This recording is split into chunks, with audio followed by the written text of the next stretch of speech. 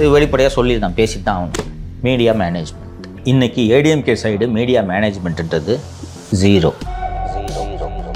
ஆளுங்கட்சியோட தவறை சுட்டி காட்டுறதை விட வேற என்ன வேலை உங்களுக்கு? இந்த ஃபைல் பார்க்க போறீங்களா? இல்ல அதை ஃபாஸ்டா பண்ணணும், சோஷியல் மீடியால பண்ணணும், எல்லா இடத்துலையும் பண்ணணும். கலைஞருடைய மகன் கலைஞர் யார் இல்லைனா நீ ஏப்பா சத்தத்தை கிளப்புற? அண்ணா திராவிட முன்னேற்ற கழகம் ஏன் இன்னும் வியூக வகுப்பாளர்களை தேர்ந்தெடுக்கவில்லை என்றது எனக்கும் புரியாத புதிராகத்தான் இருக்குது. தேவையே கிடையாது திமுகவுக்கு. நான் ஏற்கனவே சொன்னேன், சுனில் இருக்காரு, பெண் இருக்கு, உளவுத்துறை இருக்கு. இவ்வளவையும் தாண்டி அதிமுகவுக்கு போகக்கூடாது என்பதற்காகவே ராபினை கூப்பிட்டு சும்மா 10 கோடி கொடுத்து சைன் பண்ணாரு. நீங்கள் தாமதிக்க மார்க்கெட்டில் அவைலபிள் பெஸ்ட் டேலண்ட்ஸ் போயிடும். இன்னைக்கு பிகே உங்களுக்கு கிடையாது, ராபின்னு கிடையாது, ரிஷின்றவர் தான் இன்னைக்கு ஐபாக்க பார்த்துட்டு இருக்காரு, அவரும் கிடையாது. இப்போ யாரை வச்சு பண்ண போறீங்க? இன்னொன்று சொல்கிறேன் மாலதி, காசு கொடுத்து ஒரு 10 பாட்டிங்களை கூட்டின்னு போய் மண்ணை வீச வச்சு வீடியோ எடுத்து போட்டு தமிழ்நாட்டில் ஸ்டாலின் போஸ்ட் மேலே மண்ணு வீசாத பாட்டிகளே இல்லைன்ற இமேஜை உருவாக்கணுமா? இதாம்மா எதிர்க்கட்சி வேலை. என்ன பண்ணிட்டு இருக்கீங்க? சும்மா இருக்க பாட்டியில் அந்த பாரு பாட்டி 200 ரூபா தரேன், போய் நேராக அதை போய் இந்த மண்ணை எடுத்து வீசணும், அதில் புரியுதா அப்படின்னு சொல்லிட்டு ஏப்பா ஆன் கேமரா ஆன் சொல்லிட்டு பண்ணுங்கம்மா. அதான் அரசியல் திமுக பண்ணல.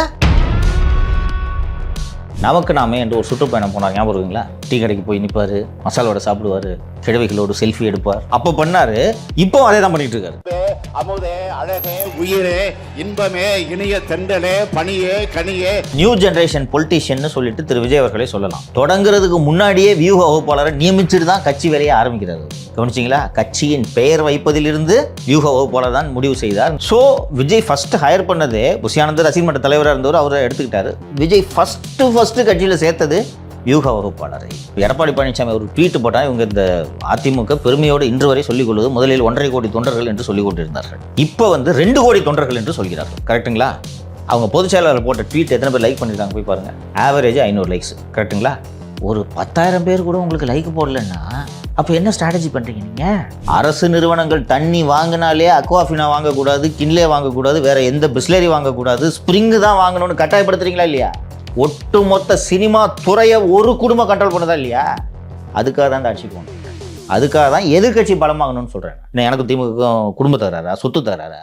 சவுக்கு மீடியா நெட்வொர்க் நேயர்களுக்கு வணக்கம். இன்றைக்கு அரசியல் கப்பால் நிகழ்ச்சியில தேர்தல் வியூக வகுப்பாளர்கள் அவங்கள பத்தி தான் பேச போறோம். ஒரு அரசியல் கட்சிக்கு தேர்தல் வியூக வகுப்பாளர்களோட முக்கியத்துவம் என்ன, தேவை என்ன இப்படின்னு பல்வேறு விஷயங்களை பேச இருக்கோம்.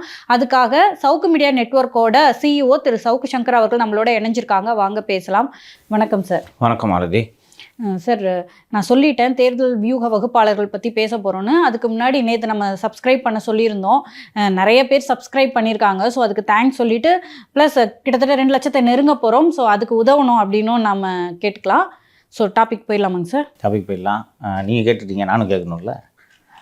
நன்றி நேயர்களே, சப்ஸ்கிரைப் பண்ணதுக்கு உங்களுடைய ஆதரவு தொடர்ந்து தேவை. உங்களுக்காக தான் இந்த சேனல் நடத்துகிறோம். இவ்வளவு சிரமங்களுக்கு இடையில் நடத்துகிறோம் என்பது உங்களுக்கு தெரியும். உங்களிடமிருந்தெல்லாம் நாங்கள் எதிர்பார்ப்பது உங்களது நண்பர்களிடலாம் சொல்லி சப்ஸ்கிரைப் பண்ணுங்கள். அதுதான் எங்களோட சேனலுக்கு சப்போர்ட் அப்படின்ட்டு பார்க்குறோம். நன்றி. சரி, இப்போது தேர்தல் வியூக வகுப்பாளர்கள், ஸ்ட்ராட்டஜிஸ்ட் என்று சொல்லக்கூடிய தேர்தல் வியூக வகுப்பாளர்கள் பற்றி உங்களுக்கு தெரிந்தது என்ன? நீங்கள் அவங்களை எப்படி பார்க்குறீங்க? தேர்தல் வியூக வகுப்பாளர்னா யாருன்னு தெரியும், பிரசாந்த் கிஷோர், சுனில், இவர்களெல்லாம் பற்றி. அவங்க அவசியமா? ஏன்னா 2 ஸ்கூல் ஆஃப் தாட்ஸ் இருக்குது. ஒரு சில அரசியல் தலைவர்கள் என்ன சொல்லுவாங்க, நாங்கள் பார்க்குறது தேர்தலா 50 வருஷமாக பார்த்துன்னு இருக்கோம், நாங்கள் என்ன இந்த வியூக வகுப்பாளர் வச்சா நாங்கள் 96 ஜெயித்தோம், 2001 ஜெயித்தோம் அப்படின்ட்டு சொல்லுவாங்க. இன்னும் சிலர் இன்றைய டிஜிட்டல் யுகத்தில் அவர்களுடைய பங்களிப்பு அவசியம் என்றும் சொல்வார்கள்.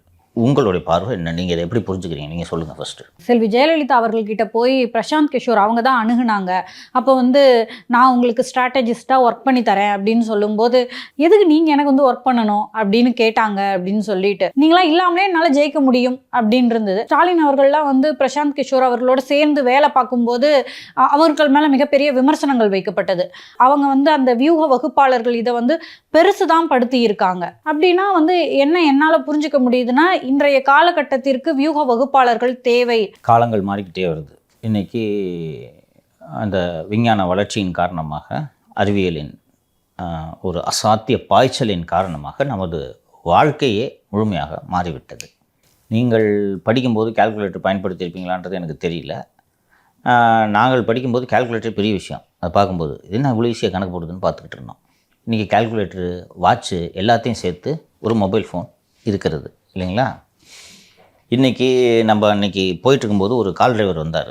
அவர்கிட்ட 1 மணி நேரத்துக்கு இவ்வளோன்னு சொல்லிட்டு எவ்வளோப்பா சொல்லுப்பான்னு சொன்னோன்னு டக்குன்னு ஃபோன் எடுத்தாங்க. ஞாபகம் இருக்கா? எடுக்கும்போது நான் கேட்டேன் என்ன 7x3 எவ்வளோன்னு தெரியாதடா உனக்கு அப்படின்னு இல்ல சொல்லிட்டு 11x3 கூட கால்குலேட்டர்ல வந்து தெரியாதா கணக்கு அப்படின்னு பண்ண கேட்கும்போது அந்த பழக்கம் வந்துருச்சு. அவர்கிட்ட கேட்கும்போது இப்போ நீங்கள் கேட்கும்போது என்ன பதில் சொன்ன? அப்படி இது இருக்குது, ஃபோன் இருக்குது, போடணும். நான் எதுக்கு வாய்ப்பாடம் மனப்பாடம் பண்ணணும்? சின்ன பையன் தான் இத்தனை சின்ன பையன், நான் எதுக்கு மனப்பாடம் பண்ணணும்? கேட்குறது லாஜிக்காக இருக்கா இல்லையா? இன்றைக்கி அந்த காலத்துல எல்லாம் வந்து ஒரு 40-50 வருடங்களுக்கு முன்பெல்லாம் கொள்கைகள் சார்ந்து தான் வந்து தேர்தல் அணுகப்பட்டது. உங்களுக்கு 67 தேர்தலில் திராவிட முன்னேற்ற கழகம் பெற்ற மிகப்பெரிய வெற்றிக்கு காரணம் அன்றைக்கி இந்த மொழி திராவிட கொள்கைகள்லாம் சார்ந்து மிகப்பெரிய ஈர்ப்பு அன்று மக்களிடையே இளைஞர்களிடையே இருந்தது. ஸோ அதனால் வந்து அன்று தொலைக்காட்சி மூலமாக உங்களுக்கு தெரியாது இந்த விஷயம். இந்த சேட்டலைட்டு தொலைக்காட்சிகள் எல்லாம் வருவதற்கு முன்னால் தூர்தர்ஷன் மட்டும்தான். தேர்தல் ஆணையம் ஒவ்வொரு கட்சிக்கும் 5 நிமிடங்கள் ஒரு நாளைக்கு ஒதுக்கும் பிரச்சாரம் பண்ணிக்கிறதுக்கு. இவ்வளோதான். தூர்தர்ஷனில் ஒரு கட்சிக்கு அனுமதிக்கப்பட்ட நேரம் 5 நிமிடம். இதுதான் தேர்தல் பிரச்சாரம். மற்றதெல்லாம் நீங்கள் எப்படி தேர்தல் பிரச்சாரம் பண்ணால் வீடு வீடாக நோட்டீஸ் கொடுக்குறது, சுவர் எழுதுறது, பொதுக்கூட்டங்கள் நடத்துறது, மக்கள்கிட்ட வீடு வீடாக சென்று சேகரிப்பது, இது போன்றது தான். இன்றைக்கி ஒரு ப்ரெஸ் ஆஃப் தி பட்டனில் அத்தனை பேருடைய மொபைல் ஃபோன்களுக்கும் சென்று ஒரு அரசியல் கட்சி ஒரு செய்தியை சேர்த்து விட முடியும் இல்லையா? இந்த டெக்னாலஜி இருக்கும்போது இதற்கு ஏற்றார் போல ஒரு அரசியல் கட்சி அடாப்ட் பண்ணிக்கணுமா வேண்டாமா? இன்று எப்படியாவது வெற்றி பெற வேண்டும் என்று திமுகவின் தலைவர் திரு ஸ்டாலின் அவர்கள் நினைக்கிறார். அவர் நீங்கள் சொன்னது போல் அவர் தந்தையிடமிருந்து அரசியலெல்லாம் பார்த்து வளர்ந்தவர். இன்றைக்கி அவர் கட்சியில் புதுசாக சேர்ந்துட்டு இருக்கக்கூடிய ஒன்றிய செயலாளர் ஸ்டாலின் இருக்கக்கூடிய வேகத்துக்கு இருப்பாரான்னு கேட்டால் இருக்க மாட்டார். ஸ்டாலின் அவர்கள் இளைஞர் அணியில் நுழைந்த காலத்திலெல்லாம் அந்த பழைய மெத்தடில் பொதுக்கூட்டம், சுவரில் எழுதுறது. இப்போவும் எங்கள் ஹைவேஸில் போகும்போது பார்த்துருப்பீங்க, அங்கங்கே இருக்குன்னா முன்னாடிலாம் சுவரில் எழுதுறது தான் வேலையே. எலெக்ஷனுக்கு 2 வருஷம் முன்னாடியே இடத்த பிடிச்சிப்பாங்க, ரிசர்வ்ட் டிஎம்கே அப்படின்னு எழுதி வச்சுப்பாங்க.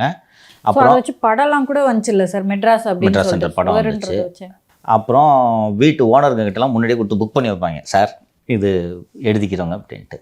பின்னாளில் தேர்தல் ஆணையம் வந்து இந்த அனுமதி வாங்காமலாம் போய் வீட்டு சோத்தில் எழுதுகிற வேலையெல்லாம் வச்சுக்காதீங்கன்னு சொன்னோன்னே கிட்டத்தட்ட இந்த சுவர் விளம்பரங்கள்லாம் நின்று விட்டது.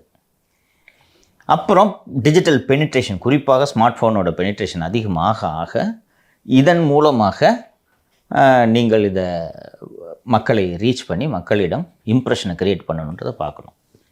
இந்த ஸ்ட்ராட்டஜிஸ்டோட தேவை ஆளுங்கட்சிக்கு அதிகமாக எதிர்கட்சிக்கு அதிகமாக?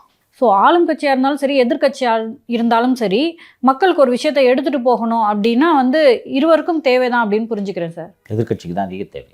என்ன காரணம் என்றால் ஆளுங்கட்சிக்கு உளவுத்துறை இருக்குது. தமிழகத்தின் அனைத்து மூலைகளிலும் எங்கே என்ன நடக்கிறது என்பதை ஆளுங்கட்சியால் உளவுத்துறை மூலமாக தெரிந்து கொள்ள முடியும். எதிர்கட்சிக்கு அது மாதிரி ரிசோர்ஸ் எங்கே இருக்குது? ஸோ இன்னொரு விஷயத்தை புரிஞ்சுங்க. அரசியல் என்பது தேர்தலுக்கான தேர்தல் சமயத்தில் தான் அரசியல் என்பது அல்ல. திரு எடப்பாடி பழனிசாமி இருக்கிறார். அவருக்கு வந்து அவருடைய வேலையை ஆளுங்கட்சியை விமர்சனம் செய்வது ஒத்துக்கிறீங்களா? உண்டா இல்லையா? அவர் வேலையே அதுதான். சரி, அப்போ வந்து ஸ்டாலின் எனக்கு பிடிக்கலன்னு சும்மா விமர்சனம் பண்ண முடியுமா? இஷ்யூ பேஸ்டாக விமர்சனம் பண்ணணும். அப்போ இஷ்யூஸ் எங்கே இருக்குன்றது திரு எடப்பாடி பழனிசாமியே போய் எல்லா இடத்துக்கும் போய் பார்த்து தெரிஞ்சுக்க முடியுமா? சாத்தியம் இல்லை. இன்னொன்று, செய்தித்தாளை கூட எடப்பாடி வாங்கி படிச்சிடுவார். சோஷியல் மீடியாவில் என்ன ட்ரெண்ட் ஆகுதுன்றது பழனிசாமிக்கு தெரியுமா? அவருக்கு வந்து பார்த்துட்டு இருக்க முடியுமா? என்னப்பா இன்ஸ்டாவில் என்னப்பா ட்ரெண்டிங்க, யாருப்பா இன்றைக்கி இந்த சவுக் சங்கர் என்னப்பா பேசியிருக்கான், மாரிதாஸ் என்ன பேசியிருக்கிறார், மற்ற சேனல்ஸில் என்ன டாபிக் ஓடுது, ட்விட்டரில் இன்றைக்கி எது ஹாட் டாப்பிக்கு. இன்னொன்று, நீங்கள் கடந்த 10 நாட்களாகவே பார்த்துருப்பீர்கள், 10 நாளில் 1 மாதமாகவே அண்ணா பல்கலைக்கழக விவகாரத்திலிருந்து நேற்று நாம் பேசிய அந்த டாஸ்மாகில் கள்ளச்சாராய விற்பனை வரை எல்லா நியூஸும் பிரேக் ஆனது சோஷியல் மீடியாவில். இன்றைக்கி தொலைக்காட்சிகள், சேட்டிலைட் தொலைக்காட்சிகளிலேயே வைரலாகும் வீடியோ, வைரலாகும் ஆடியோ, இப்படித்தானே நியூஸை எடுக்கிறாங்க. இதை ஒரு அண்ணா திராவிட முன்னேற்ற கழகம் போன்ற ஒரு பெரிய கட்சியின் தலைவரான திரு எடப்பாடி பழனிசாமி கட்சியில் இருக்க மாவட்ட செயலாளர்களெல்லாம் மேய்ப்பாரா, சோஷியல் மீடியா பார்த்துன்னு இருப்பாரா? அப்போ அவருக்கு ஒரு டீம் வேணும். இல்லை, இஷ்யூவே இல்லைனாலும் இஷ்யூவை புதுசாக உருவாக்கணும். இதுதான் எதிர்கட்சி வேலை. நான் அரசியல் ரீதியாக சொல்கிறேன். இவரோட வேலை என்ன? ஒன்றுமில்லாத விவகாரமாக இருந்தாலும் அதை ஊதி பெரிதாக்குவது தான் எதிர்கட்சியின் வேலை.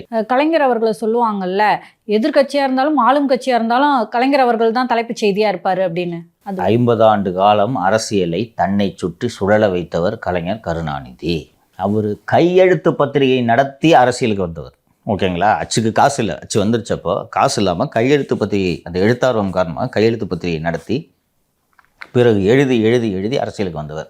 அவர் ஏமா ட்விட்டர் அண்ட் ஃபேஸ்புக்கில், அப்போ இன்ஸ்டா இப்போ பாப்புலர் ஆகலன்னு நினைக்கிறேன். ட்விட்டர் வரைக்கும் இருந்தார் சார். ட்விட்டர் அண்ட் ஃபேஸ்புக்கில் எதுக்கு அக்கௌண்ட் ஓப்பன் பண்ணார்? கீழே திட்டுவாங்க பாரு, ஏ கட்டுமரமே நீ எப்போது கவிழுவாயின்னு கீழே எழுதுவாங்க, படிப்பார். போய் அதில் வந்து தலைவர்கிட்ட காட்ட போகிறாங்க. அந்த பொலிட்டிஷியனோட ஷார்ப்னஸ் பாருங்கள். இன்னொன்று, வேறு யாரும் போய் அவர்கிட்ட அவங்களே முடிவு பண்ணிட்டாங்க, ஒரு வயசானவர், இவருக்கு ஒன்றும் தெரியாதுன்னு சொல்லிட்டு இந்த சோஷியல் மீடியா பற்றிலாம் சொல்லலை. இவர் கூப்பிட்டு அது என்ன அது ஓப்பன் பண்ணு அப்படின்னாரு. ஒரு நாள் என்ன தான் எழுதுறானுங்க கொட்டாயா பார்க்கலான்னு போது ஐபேடை கொண்டு போய் காட்டும்போது இவங்க தலைவர் இவ்வளோ கேவலமாக திட்டிருக்காங்கன்னு எல்லாத்தையும் டெலிட் பண்ணிட்டு கொண்டு போய் காட்டுறாங்க. காமிச்சோன்னே என்னையா ஒன்றுமே அவனு எழுதலை. இல்லை தலைவரே கண்ணாவை போட்டு திட்டிருக்காங்க, அதுவும் அந்த ஈழப்போட்டு இல்லை தலைவரே திட்டிருக்காங்கன்னு சொன்ன உடனே லேட்டஸ்ட் அதுக்கு பின்னாடிலாம் ஏழுப்போர் நடந்த சொல்லி அதுக்கு பின்னாடி எதிர்கட்சியாக இருக்கும்போது நினைக்கிறேன், இல்லை தலைவரே திட்டிருக்காங்கன்னு சொன்ன உடனே என்ன பண்ணுங்க எல்லாத்தையும் டெலிட் பண்ணிட்டோம் தலைவரே. ரொம்ப அசிங்கமாக பேசினா மட்டும் டெலிட் பண்ண, நான் டெலிட் பண்ணக்கூடாது. அவருக்கு என்னென்னா என்னை பற்றி தான் நீ பேசணும், நான் தான் தலைப்புச் செய்தி. நான் பலமுறை பல சேனல்ஸில் சொல்லியிருக்கேன். அந்த கார்னரில், கோபாலபுரத்து கார்னரில் கேமராலாம் போட்டு நின்றுருப்பாங்க, ஒன்றுமே நியூஸ் இருக்காது. ஒரே ஒரு நாள் நான் போயிருக்கேன், அங்கே நின்று இருந்தவுடனே வெளியில் வீல் சேர் இருக்க வந்துட்டாரப்போ வெளியில் தள்ளிட்டு என்ன ஏன் அப்படின்னாரு, தலைவரை வெயிட் பண்ணுறாங்க தலைவர், சரி சொல்லு, ஏதாவது ஒன்று பேசுவார். 3 நாள் சர்ச்சையாக ஓடின்னு இருக்கும். அதுதான் அது ஒரு நார்சிசிஸ்டோட குவாலிட்டி. பட் பொலிட்டிஷியன் அப்படி தானே இருக்கணும். ஸோ அவர் ஏன் அதை ஓப்பன் பண்ணார்? கால ஓட்டத்திற்கு ஏற்ப பயணிக்க வேண்டும். அப்புறம் ஒவ்வொரு இடத்துலையும் ஒரு ஊர்லேயும் என்னென்ன பிரச்சனைகள் என்பதை ஒரு தலைவரே தெரிஞ்சுக்க முடியாது. ஷார்ப்பாக இருக்க மாவட்ட செயலர் கண்டுபிடிச்சி சொல்லுவோம், தலைவரை எங்கே இது பிரச்சனை, இது ஊதுங்க தலைவரை, இது பிரச்சனையாகும் அப்படின்னு சொல்லிட்டு சொல்லுவாங்க. மங்கிரி மாதிரி இருக்கிற மாவட்ட செயலாளர் பக்கத்து வீட்டில் என்ன நடக்குதுன்னு கூட தெரியாத சில அரசியல்வாதிகள் எல்லாம் இருப்பார்கள். தேர்தல் வந்தால் தான் அவருக்கு வேட்டி எடுத்து செலவு போடுவார். அது போன்ற அரசியல்வாதிகள் எல்லாம் இருந்தார்கள் என்றால் நீங்கள் அரசியல் நடத்துறது கஷ்டம். ஸோ இப்போ எடப்பாடி பழனிசாமி அவர்களை பற்றி பேசிகிட்டு இருந்தோம். அவங்களுக்கு ஒரு டீம் வேணும் அப்படின்னு வேணும் இந்நேரம் ஹையர் பண்ணியிருக்கணும். இந்த விமர்சனங்களை எல்லாம் பொதுவெளியில் வைத்துத்தான் தீர வேண்டும். நான் ஏற்கனவே சொன்னேன், ஆளுங்கட்சிக்கு இது அவசியம் இல்லைன்னு சொன்னேன், சரிங்களா? இந்த விஷயத்தில் திராவிட முன்னேற்ற கழகத்தை குறையே சொல்ல முடியாது. ஒரு விஷயம் நடக்குதுன்னா அந்த விஷயத்தை எப்படி திரிப்பது என்பதற்கு நீங்கள் திமுகவை பார்த்து கற்றுக்கொள்ள வேண்டும். ஈஸியாரில் ஒரு ரோடு ரேஜ், திமுக கொடி கட்டிட்டு போனான், 4 நாளாக புரியல. சோஷியல் மீடியாவில் அது பரபரப்பாகி நேஷ்னல் மீடியா பிக்கப் பண்ணி எதிர்க்கட்சிகள் எல்லாம் அதற்கு கண்டனம் தெரிவித்த பிறகு காரை கண்டுபிடித்து விட்டோம், 3 தனிப்படை அமைச்சிருக்கிறோம், புடிச்சிட்டோன்ட்டு தான் நமக்கு நியூஸ் வரும். அதற்கு பிறகு இந்த நாட்டில் முதலமைச்சர் தான் பத்திரிகையாளர் சந்திப்பு நடத்துறது இல்லை. அந்த கைதான அக்யூஸ்டு பத்திரிகையாளர்களுக்கு வீடியோ வெளியிட்டார், பார்த்தீர்களா? எங்கள் தாய்மாமா அதிமுகவில் நிர்வாகியாக இருக்கார். உடனே வந்து ஒரு சட்டத்துறை அமைச்சர் ரகுபதி, பார்த்தீர்களா? ஆர்எஸ் பாரதின்னு நினைக்கிறேன், ஃபஸ்ட்டு ஆர்எஸ் பாரதி தான் ஃபஸ்ட்டு பேசினார், அப்புறம் ரகுபதி பேசினார். அந்த சம்மந்தப்பட்டவன் அதிமுகவை சேர்ந்தவன், திமுக கொடி கட்டியிருந்தானே, அது டோலுக்காக கட்டியிருந்தான், பார்க்கிங்கில் ஏமாத்துறதுக்காக கட்டியிருந்தான்.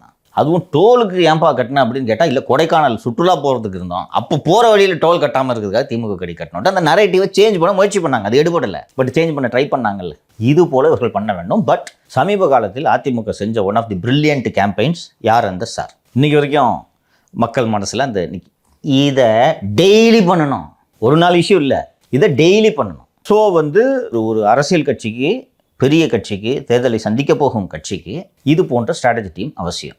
நான் சொன்னேன் எதிர்க்கட்சிக்கு தான் இது ரொம்ப முக்கியம் அப்படின்றது சொன்னதுக்கான ரீசன், எதிர்க்கட்சியில் இருக்கும்போது தான் நீங்கள் ஆளுங்கட்சியோட செயல்பாடுகளை பூத கண்ணாடி வைத்து பார்த்து எங்கே தப்பு நடந்தாலும் நீங்கள் பெருசு பண்ணணும். கடைசியாக திரு எடப்பாடி பழனிசாமி அவர்கள் தலைமையில் அண்ணா திராவிட முன்னேற்ற கழகம் நடத்திய ஒரு பெரிய ஈவெண்ட் ஏதாவது ஒன்று சொல்லுங்கள். உங்களுக்கு என்ன ஞாபகம் இருக்குது சொல்லுங்கள்.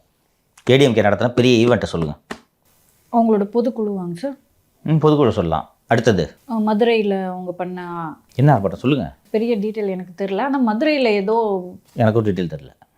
இப்படி இருக்கக்கூடாது. போன வாரம் ஒன்று பண்ணாங்களே, யார் அந்த சார் கேம்பெயின் ஞாபகம் இருக்குது இல்லையா? அது ஏடிஎம்கே தான், ஃபென்டாஸ்டிக் கேம்பெயின். அதுக்கப்புறம் என்ன சொல்லிக்கிற மாதிரி? ஆக்சுவலாக வந்து அது சம்மந்தமாகவே பேசணும்னா, உண்மையான நடுநிலை பத்திரிகையாளர்கள் எடப்பாடி பழனிசாமி அவர்கள் மேலே ஒரு குற்றச்சாட்டை வைக்கிறாங்க. எடப்பாடி பழனிசாமி அவர்கள் அரசியலே பண்ணலை, ஜகுபர் அலி அவங்களுடைய மரணத்துக்கு பெரிய அளவில் அதை முன்னெடுத்திருக்கணும், எடுக்கலை அப்படின்னு சொல்லிட்டு இருந்தாங்க. ஸோ அவங்கெல்லாம் கூட இந்த யார் அந்த சாருக்கு மால்குள்ளே போய் அவங்க பிளக்கார்ட் பிடிச்சிட்டு ஆர்ப்பாட்டம் நடத்தினதா இருக்கட்டும், மாஸ்க் போட்டுட்டு போயிட்டு சட்டப்பேரவைக்குள்ள போனதா இருக்கட்டும், இது எல்லாத்தையுமே பாராட்டினாங்க. எடப்பாடி பழனிசாமி அவர்கள் இப்படித்தான் அரசியல் பண்ணணும்னு விரும்புறாங்க. இப்போ இதுக்கு எல்லாமே வியூக வகுப்பாளர்கள் தான் உதவி பண்றாங்க அப்படின்னா இந்த அரசியலை தான் எடப்பாடி பழனிசாமி அவர்கள்கிட்ட நம்ம எதிர்பார்க்கிறோம். கரெக்ட். இது இன்னும் எளிமைப்படுத்தி சொல்கிறேம்மா, பார்வையாளர்களுக்கு புரிகிற மாதிரி எளிமைப்படுத்தி சொல்கிறேன். 10-15 வருஷத்துக்கு முன்னாடிலாம் 15 வருஷத்துக்கு முன்னாடிலாம் யார் வீட்டிலனா கல்யாணம் பண்ணுறதா இருந்தால் எப்படி பண்ணுவாங்கன்றது உங்களுக்கு தெரியும். போய் பண்ணோன்னே சொந்தக்காரங்கள்லாம் கூப்பிட்டு சொல்லுவாங்க, இது மாதிரி கல்யாணம்னா ஒவ்வொருத்தரும் ஒரு வேலை எடுத்துப்பாங்க. இந்த வீட்டிலே இருக்க முன்னாடி ஜாயின்ட் ஃபேமிலியாக இருந்துச்சு, சொந்தம் பெரிதாக இருக்கக்கூடிய ஒவ்வொருத்தரும் ஒரு வேலை எடுத்துப்பாங்க. ஒருத்தர் மண்டபம் பார்க்குறது, ஒருத்தர் சமையல்காரரை புக் பண்ணுறது, ஒருத்தர் இன்விடேஷன் கொடுக்குறது, இதெல்லாம் நடந்துக்கிட்டு இருந்துச்சு. இன்றைக்கி பெரும்பாலான திருமணங்கள் எளிய ஏழை திருமணங்களை விட்டு விடுவோம். ஓரளவுக்கு நடுத்தரம், மேல் நடுத்தர வர்க்கம், இவங்க இந்த திருமணம்னு வந்தாலே நேராக போய் ஈவெண்ட் மேனேஜ்மெண்ட்னு ஒரு கம்பெனிகிட்ட கொடுத்துட்றாங்களா. இன்றைக்கி பல ஈவெண்ட் மேனேஜ்மெண்ட் கம்பெனி இருக்குது, உங்களுக்கு தெரியும். காது குத்துலேருந்து சாவு வரைக்கும் ஈவெண்ட் மேனேஜ்மெண்ட் கம்பெனி இருக்குது. இங்கே சாவுன்னு சொல்லிட்டிங்கன்னா ஐஸ் பாக்ஸ்லேருந்து மாலைகளை எல்லாத்தையும் ஏற்பாடு பண்ணி சுடுகாட்டை புக் பண்ணி கொண்டு போயிட்டு நம்ம கூட நடந்து போயிட்டு வச்சோன்னா போதும் இல்லைங்களா. ஏன் இந்த ஈவெண்ட் மேனேஜ்மெண்ட் கம்பெனி வளருது? மிக்ஸி கிரைண்டர் மாதிரி தான். அந்த காலத்தில் இல்லை, ஆட்டுகளை போட்டு உட்காந்து அரைச்சிக்கிட்டு இருந்தோம். இது வந்தோடனே வேலை எளிதாகுது. இன்றைக்கி யார் வீட்லேயும் இட்லி இது இல்லை, தெரியுங்களா, ஆட்டுகள் இதெல்லாம் இல்லை, தெரியும்ல. அப்படி இருக்கும்போது ஈவெண்ட் மேனேஜ்மெண்ட்டுன்னு ஒரு கம்பெனியை கூப்பிட்டு இந்த மாதிரிப்பா எங்கள் வீட்டில் பொண்ணுக்கு கல்யாணம், இது பட்ஜெட்டு சொல்லிட்டா மொத்தத்தையும் பார்த்துக்கிறானா? ஐயர் என்ன மந்திரம் சொல்லணுன்றது வரைக்கும் பார்த்துக்குவாங்க இல்லையா.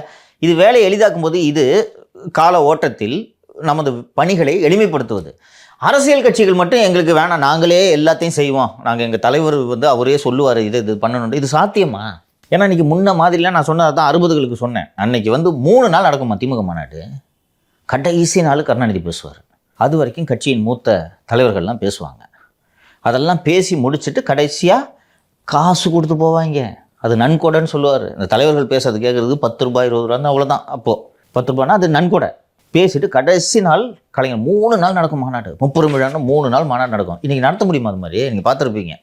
கூட்டத்தை உட்கார வைக்கிறதுக்காக இளைஞரணி மாநாடுகளில் நடனங்களை பார்த்துருப்பீர்கள். அதெல்லாம் போட்டு உட்காந்து சீட்டாடிட்டு இருந்த வீடியோலாம் வந்துச்சு, நீங்கள் பார்த்தீங்க.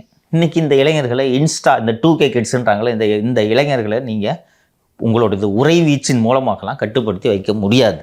அப்படி இருக்கும்போது அவங்களோட மைண்ட் செட்டை புரிஞ்சுக்கிட்டு அவங்கள என்கேஜ் பண்ணணும்னா அவன் ஃபோன் மூலமாக தான் நீங்கள் ரீச் பண்ண முடியும். திரு எடப்பாடி பழனிசாமி எழுச்சி உரை ஆற்றுகிறார், வாரீர் அப்படின்னு கூப்பிட்டா யாராவது வருவாங்க?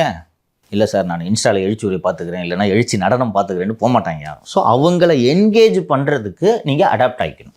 ஏற்கனவே நான் சொன்னது போல் இந்த மீடியா மானிட்டரிங் நான் சொன்னேன், இது தலைவர்கள் பார்க்க முடியாது. ஸோ இதுக்குன்னு ஒரு ஆளை கொடுத்துட்டிங்கன்னு வச்சுங்க. இப்போ ஃபார் எக்ஸாம்பிள் ஒரு ஏஜென்சியை நீங்கள் ஹையர் பண்ணி கொடுத்துட்டிங்கன்னா அவனுக்கு வேலையே 10 நியூஸ் பேப்பரு, 10-12 வெப்சைட்டு அண்ட் ஒரு 6-7 சேட்டலைட் சேனல், யூடியூப் சேனல், இதெல்லாம் பார்த்து இதில் எது இஷ்யூ எது தேருன்றதை ஹைலைட் பண்ணி கொடுத்துருவாங்க. இதை எடுங்க சார், இதுக்கு ஸ்லோவாக ட்ராக்ஷன் ஆகுது, எடுங்கன்னொன்னே முதல்ல எடுத்து ஒரு இது ஏடிஎம்கே இதை கையில் எடுத்துருதுன்னு வச்சுங்களேன், அவங்களே இதை எப்படி கேம்பெயின் பண்ணலான்ற ஐடியாவையும் கொடுத்துருவாங்க. நீ சிமிலர் டு யார் அந்த சார் கொடுத்துட்டு பண்ணிட்டாங்கன்னா இந்த ஆளுங்கட்சி தொடர்ந்து டிஃபென்சிவ் பொசிஷன்லேயே இருக்குமா? என்னப்பா புதுசாக இன்னொன்று ஆரம்பிச்சிட்டாங்க அப்படின்ட்டு இதுக்கு பதில் சொல்கிறது அவங்க யோசிச்சுட்டு இருக்கவங்கள அடுத்த மேட்டர் எடுக்கணும். ஏடிஜிபி தன்னை கொல்ல முயற்சி பண்ணுறாங்க அப்படின்னு சொல்லிட்டு ஒரு தகவலை சொல்கிறாங்க.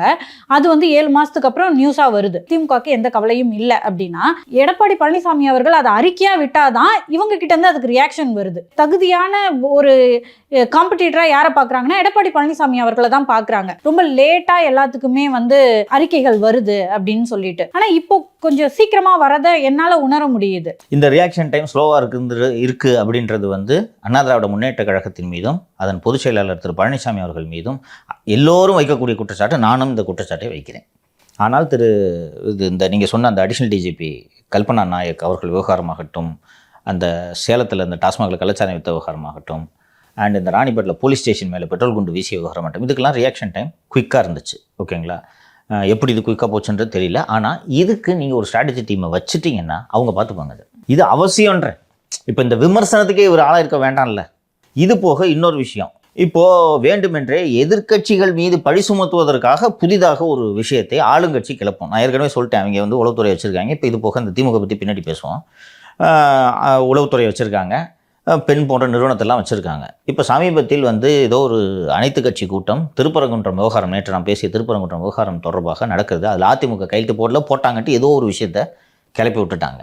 ஃபார்ச்சுனேட்லி ஏடிஎம்கே குயிக்காக ரியாக்ட் பண்ணி அதுக்கு சம்மந்தமான அந்த டாக்குமெண்ட் எடுத்து போட்டு இங்கே பாருங்க, இதில் ஏடிஎம்கே கையெழுத்து இருக்குது இல்லைன்ட்டு ஏதோ ஒன்று சொல்லி பேசிட்டாங்க.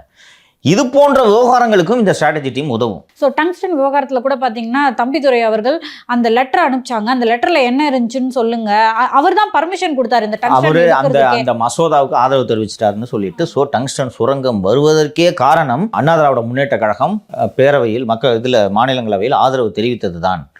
இந்த சுரங்கத்துக்கு காரணமே இவங்க தான் அப்படின்னு சொல்லிட்டு சொன்னாங்க. அப்போ அசம்பிளி நடந்துகிட்டு இருந்துச்சு. திரு பழனிசாமி இது சம்மந்தமாக கொண்டு வந்த தீர்மானத்தின் போது, ஏங்க நீங்கள் கடிதத்தை கொடுங்க, ஏலம் உங்களுக்கு கேட்காம கொடுக்கலங்க, நீங்கள் அக்டோபர் மாதம் லெட்டர் எழுதிங்க, அந்த லெட்டர் என்னன்றதை வெளியிடுங்கன்னாரு. அந்த வீடியோ, திரு பழனிசாமி பேசின வீடியோவை, அசம்பிளியில் பேசின வீடியோ வெளியில் வந்துச்சு. வழக்கமாக இன்றைக்கி திமுக என்ன செய்யுதுன்னா, எதிர்க்கட்சி தலைவர் பேசினாலே கேமரா திருப்பி லைவை கட் பண்ணிடுது. இது நடந்துகிட்டு இருக்குது. அவர் பேசுகிற வீடியோ வெளியிலன்னா அதுக்கு பிறகு வெளியே வந்து அந்த அதே செஷனில் நினைக்கிறேன், வெளியில் வந்து பத்திரிகையாளர்களை சந்தித்து சொன்னார், நாங்கள் பேசும்போது கட் பண்ணிடுறாங்கன்ட்டு. அவங்க பேசுனது அந்த விவரங்கள் வெளியிலவே வரலன்னா பழனிசாமி உள்ளே பேசினான்றதே தெரியாது. அதற்கு இப்படி பேசினான்ற விஷயத்தை நீங்கள் ஊராக பரப்பணும். ஏன்னா குறிப்பாக உங்களுக்கு இன்றைக்கி மெயின் ஸ்ட்ரீம் மீடியாவோட ஆதரவு அண்ணா திராவிட முன்னேற்ற கழகத்துக்கு இல்லை. ஆதரவு இல்லை என்று சொல்வதை விட main stream media Anna Dravida Munnetra கழகத்துக்கு எதிராக திமுக ஆதரவு நிலைப்பாட்டில் தான் இருக்கிறது. அப்போ உங்ககிட்ட இருக்கக்கூடிய ஒரே வழி என்ன? ஆல்டர்னேட் மீடியாவாக கருதக்கூடிய சமூக வலைத்தளம், யூடியூப், லொட்டுலோசுக்குன்னு இருக்கக்கூடிய எக்ஸட்ரா எக்ஸட்ரா, இதை தான் நீங்கள் பயன்படணும். இதை நீங்கள் எஃபெக்டிவாக பயன்படுத்துறதுக்கு ஒரு ஸ்ட்ராட்டஜி டீம் இருந்தால் அவங்களே இந்த வேலையை செஞ்சுருவாங்கன்றேன். ஸ்ட்ராட்டஜி டீம்ன்றது கூப்பிட்டு அவனுக்கு வந்து 10 கோடியோ 20 கோடியோ கொடுக்கறதுக்கான ரீசனு நீ இந்த கேப்பை ஃபில்லப் பண்ணணும். இப்போது இந்த கட்சியில் இருக்கக்கூடிய சிக்கல் என்னன்னு கேட்டிங்கன்னா, எல்லா மாவட்ட செயலாளர்களும் இதை செய்யணும். எல்லா மாவட்ட செயலாளர்களும் டெய்லியும் காலையில் எடப்பாடி பழனிசாமி ஒரு ட்வீட் போட்டால் இவங்க இந்த அதிமுக பெருமையோடு இன்று வரை சொல்லிக் கொள்வது முதலில் 1.5 கோடி தொண்டர்கள் என்று சொல்லிக் கொண்டிருந்தார்கள். இப்போ வந்து 2 கோடி தொண்டர்கள் என்று சொல்கிறார்கள். கரெக்டுங்களா? அவங்க பொதுச் செயலாளர் போட்ட ட்வீட் எத்தனை பேர் லைக் பண்ணியிருக்காங்க போய் பாருங்கள். Average 500 likes. கரெக்டுங்களா? இன்ஸ்டாலையும் அந்த லெவலுக்கு தான் இருக்குது. 2 கோடி தொண்டர்கள் என்று நீங்கள் சொன்னாலும் ஒரு 1 கோடி தொண்டர்கள் இருக்கிறாருன்னு ஒரு வாதத்துக்கு வச்சுக்கோம். அந்த 1 கோடி தொண்டர்களில் ஒரு 50 லட்சம் பேர் ஸ்மார்ட் ஃபோன் வச்சுருப்பாங்களா? 30 லட்சம் வச்சுருப்பாங்கன்னு வச்சுக்கோமே. 30 லட்சம் பேர் இல்லைனாலும் ஒரு 10,000 பேர் கூட உங்களுக்கு லைக் போடலன்னா அப்போ என்ன ஸ்ட்ராட்டஜி பண்ணுறீங்க நீங்கள்? நான் சொல்கிற கணக்கு உங்களுக்கு புரியுதுங்களா? 2 கோடி தொண்டர்கள்னு சொல்கிறாங்க. நம்ம அது இல்லை, அது மிகைப்படுத்தப்பட்ட ஒரு கணக்கு. 1.5 கோடி பேர் என்று வச்சுக்கலாம். அந்த 1.5 கோடி பேரில் ஒரு 30 லட்சம் முதியவர்கள் பட்டன் ஃபோன் வச்சுருக்காங்கன்னு வச்சிடலாம். 30 லட்சம் பேர் குறைந்தபட்சம் ஸ்மார்ட் ஃபோன் யூஸ் பண்ணுவாங்களா? அந்த 1.5 கோடி தொண்டர்களை 30 லட்சம் பேர் ஸ்மார்ட் ஃபோன் யூஸ் பண்ணுவாங்களா? ஏன் உங்கள் கட்சியின் தலைவரான உங்கள் கட்சியின் பொதுச் செயலாளர் போடும் ஒரு அறிக்கைகளுக்கு கூட வந்து லைக் போடுறது இல்லை அப்படின்னா அப்போது உங்ககிட்ட இதெல்லாம் ஆர்கனைஸ் பண்ணுறதுக்கான சிஸ்டம் இல்லை.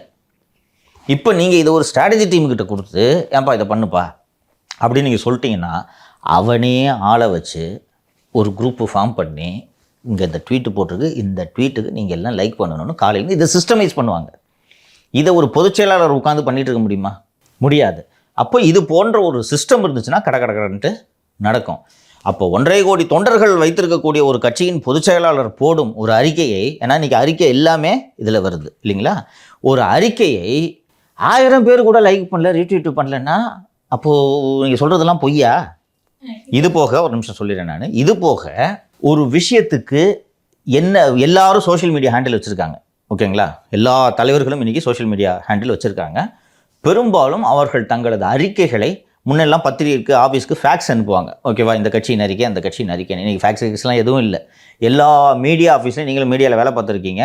சோஷியல் மீடியா மானிட்டரிங்ட்டு ஒரு தனியாக டியூட்டி, நைட் டியூட்டி வரைக்கும் போடுவாங்க. யார் ட்வீட் போட்டாலும் இந்த மாதிரி ஒரு எக்ஸ் வலைத்தளத்தை பதிவு இதுன்னு சொல்லிட்டு ஃப்ளாஷ் நியூஸ் போடுறதுக்கு எல்லா பெரிய நிறுவனங்களிலும் சோஷியல் மீடியா டெஸ்க் இருக்குது.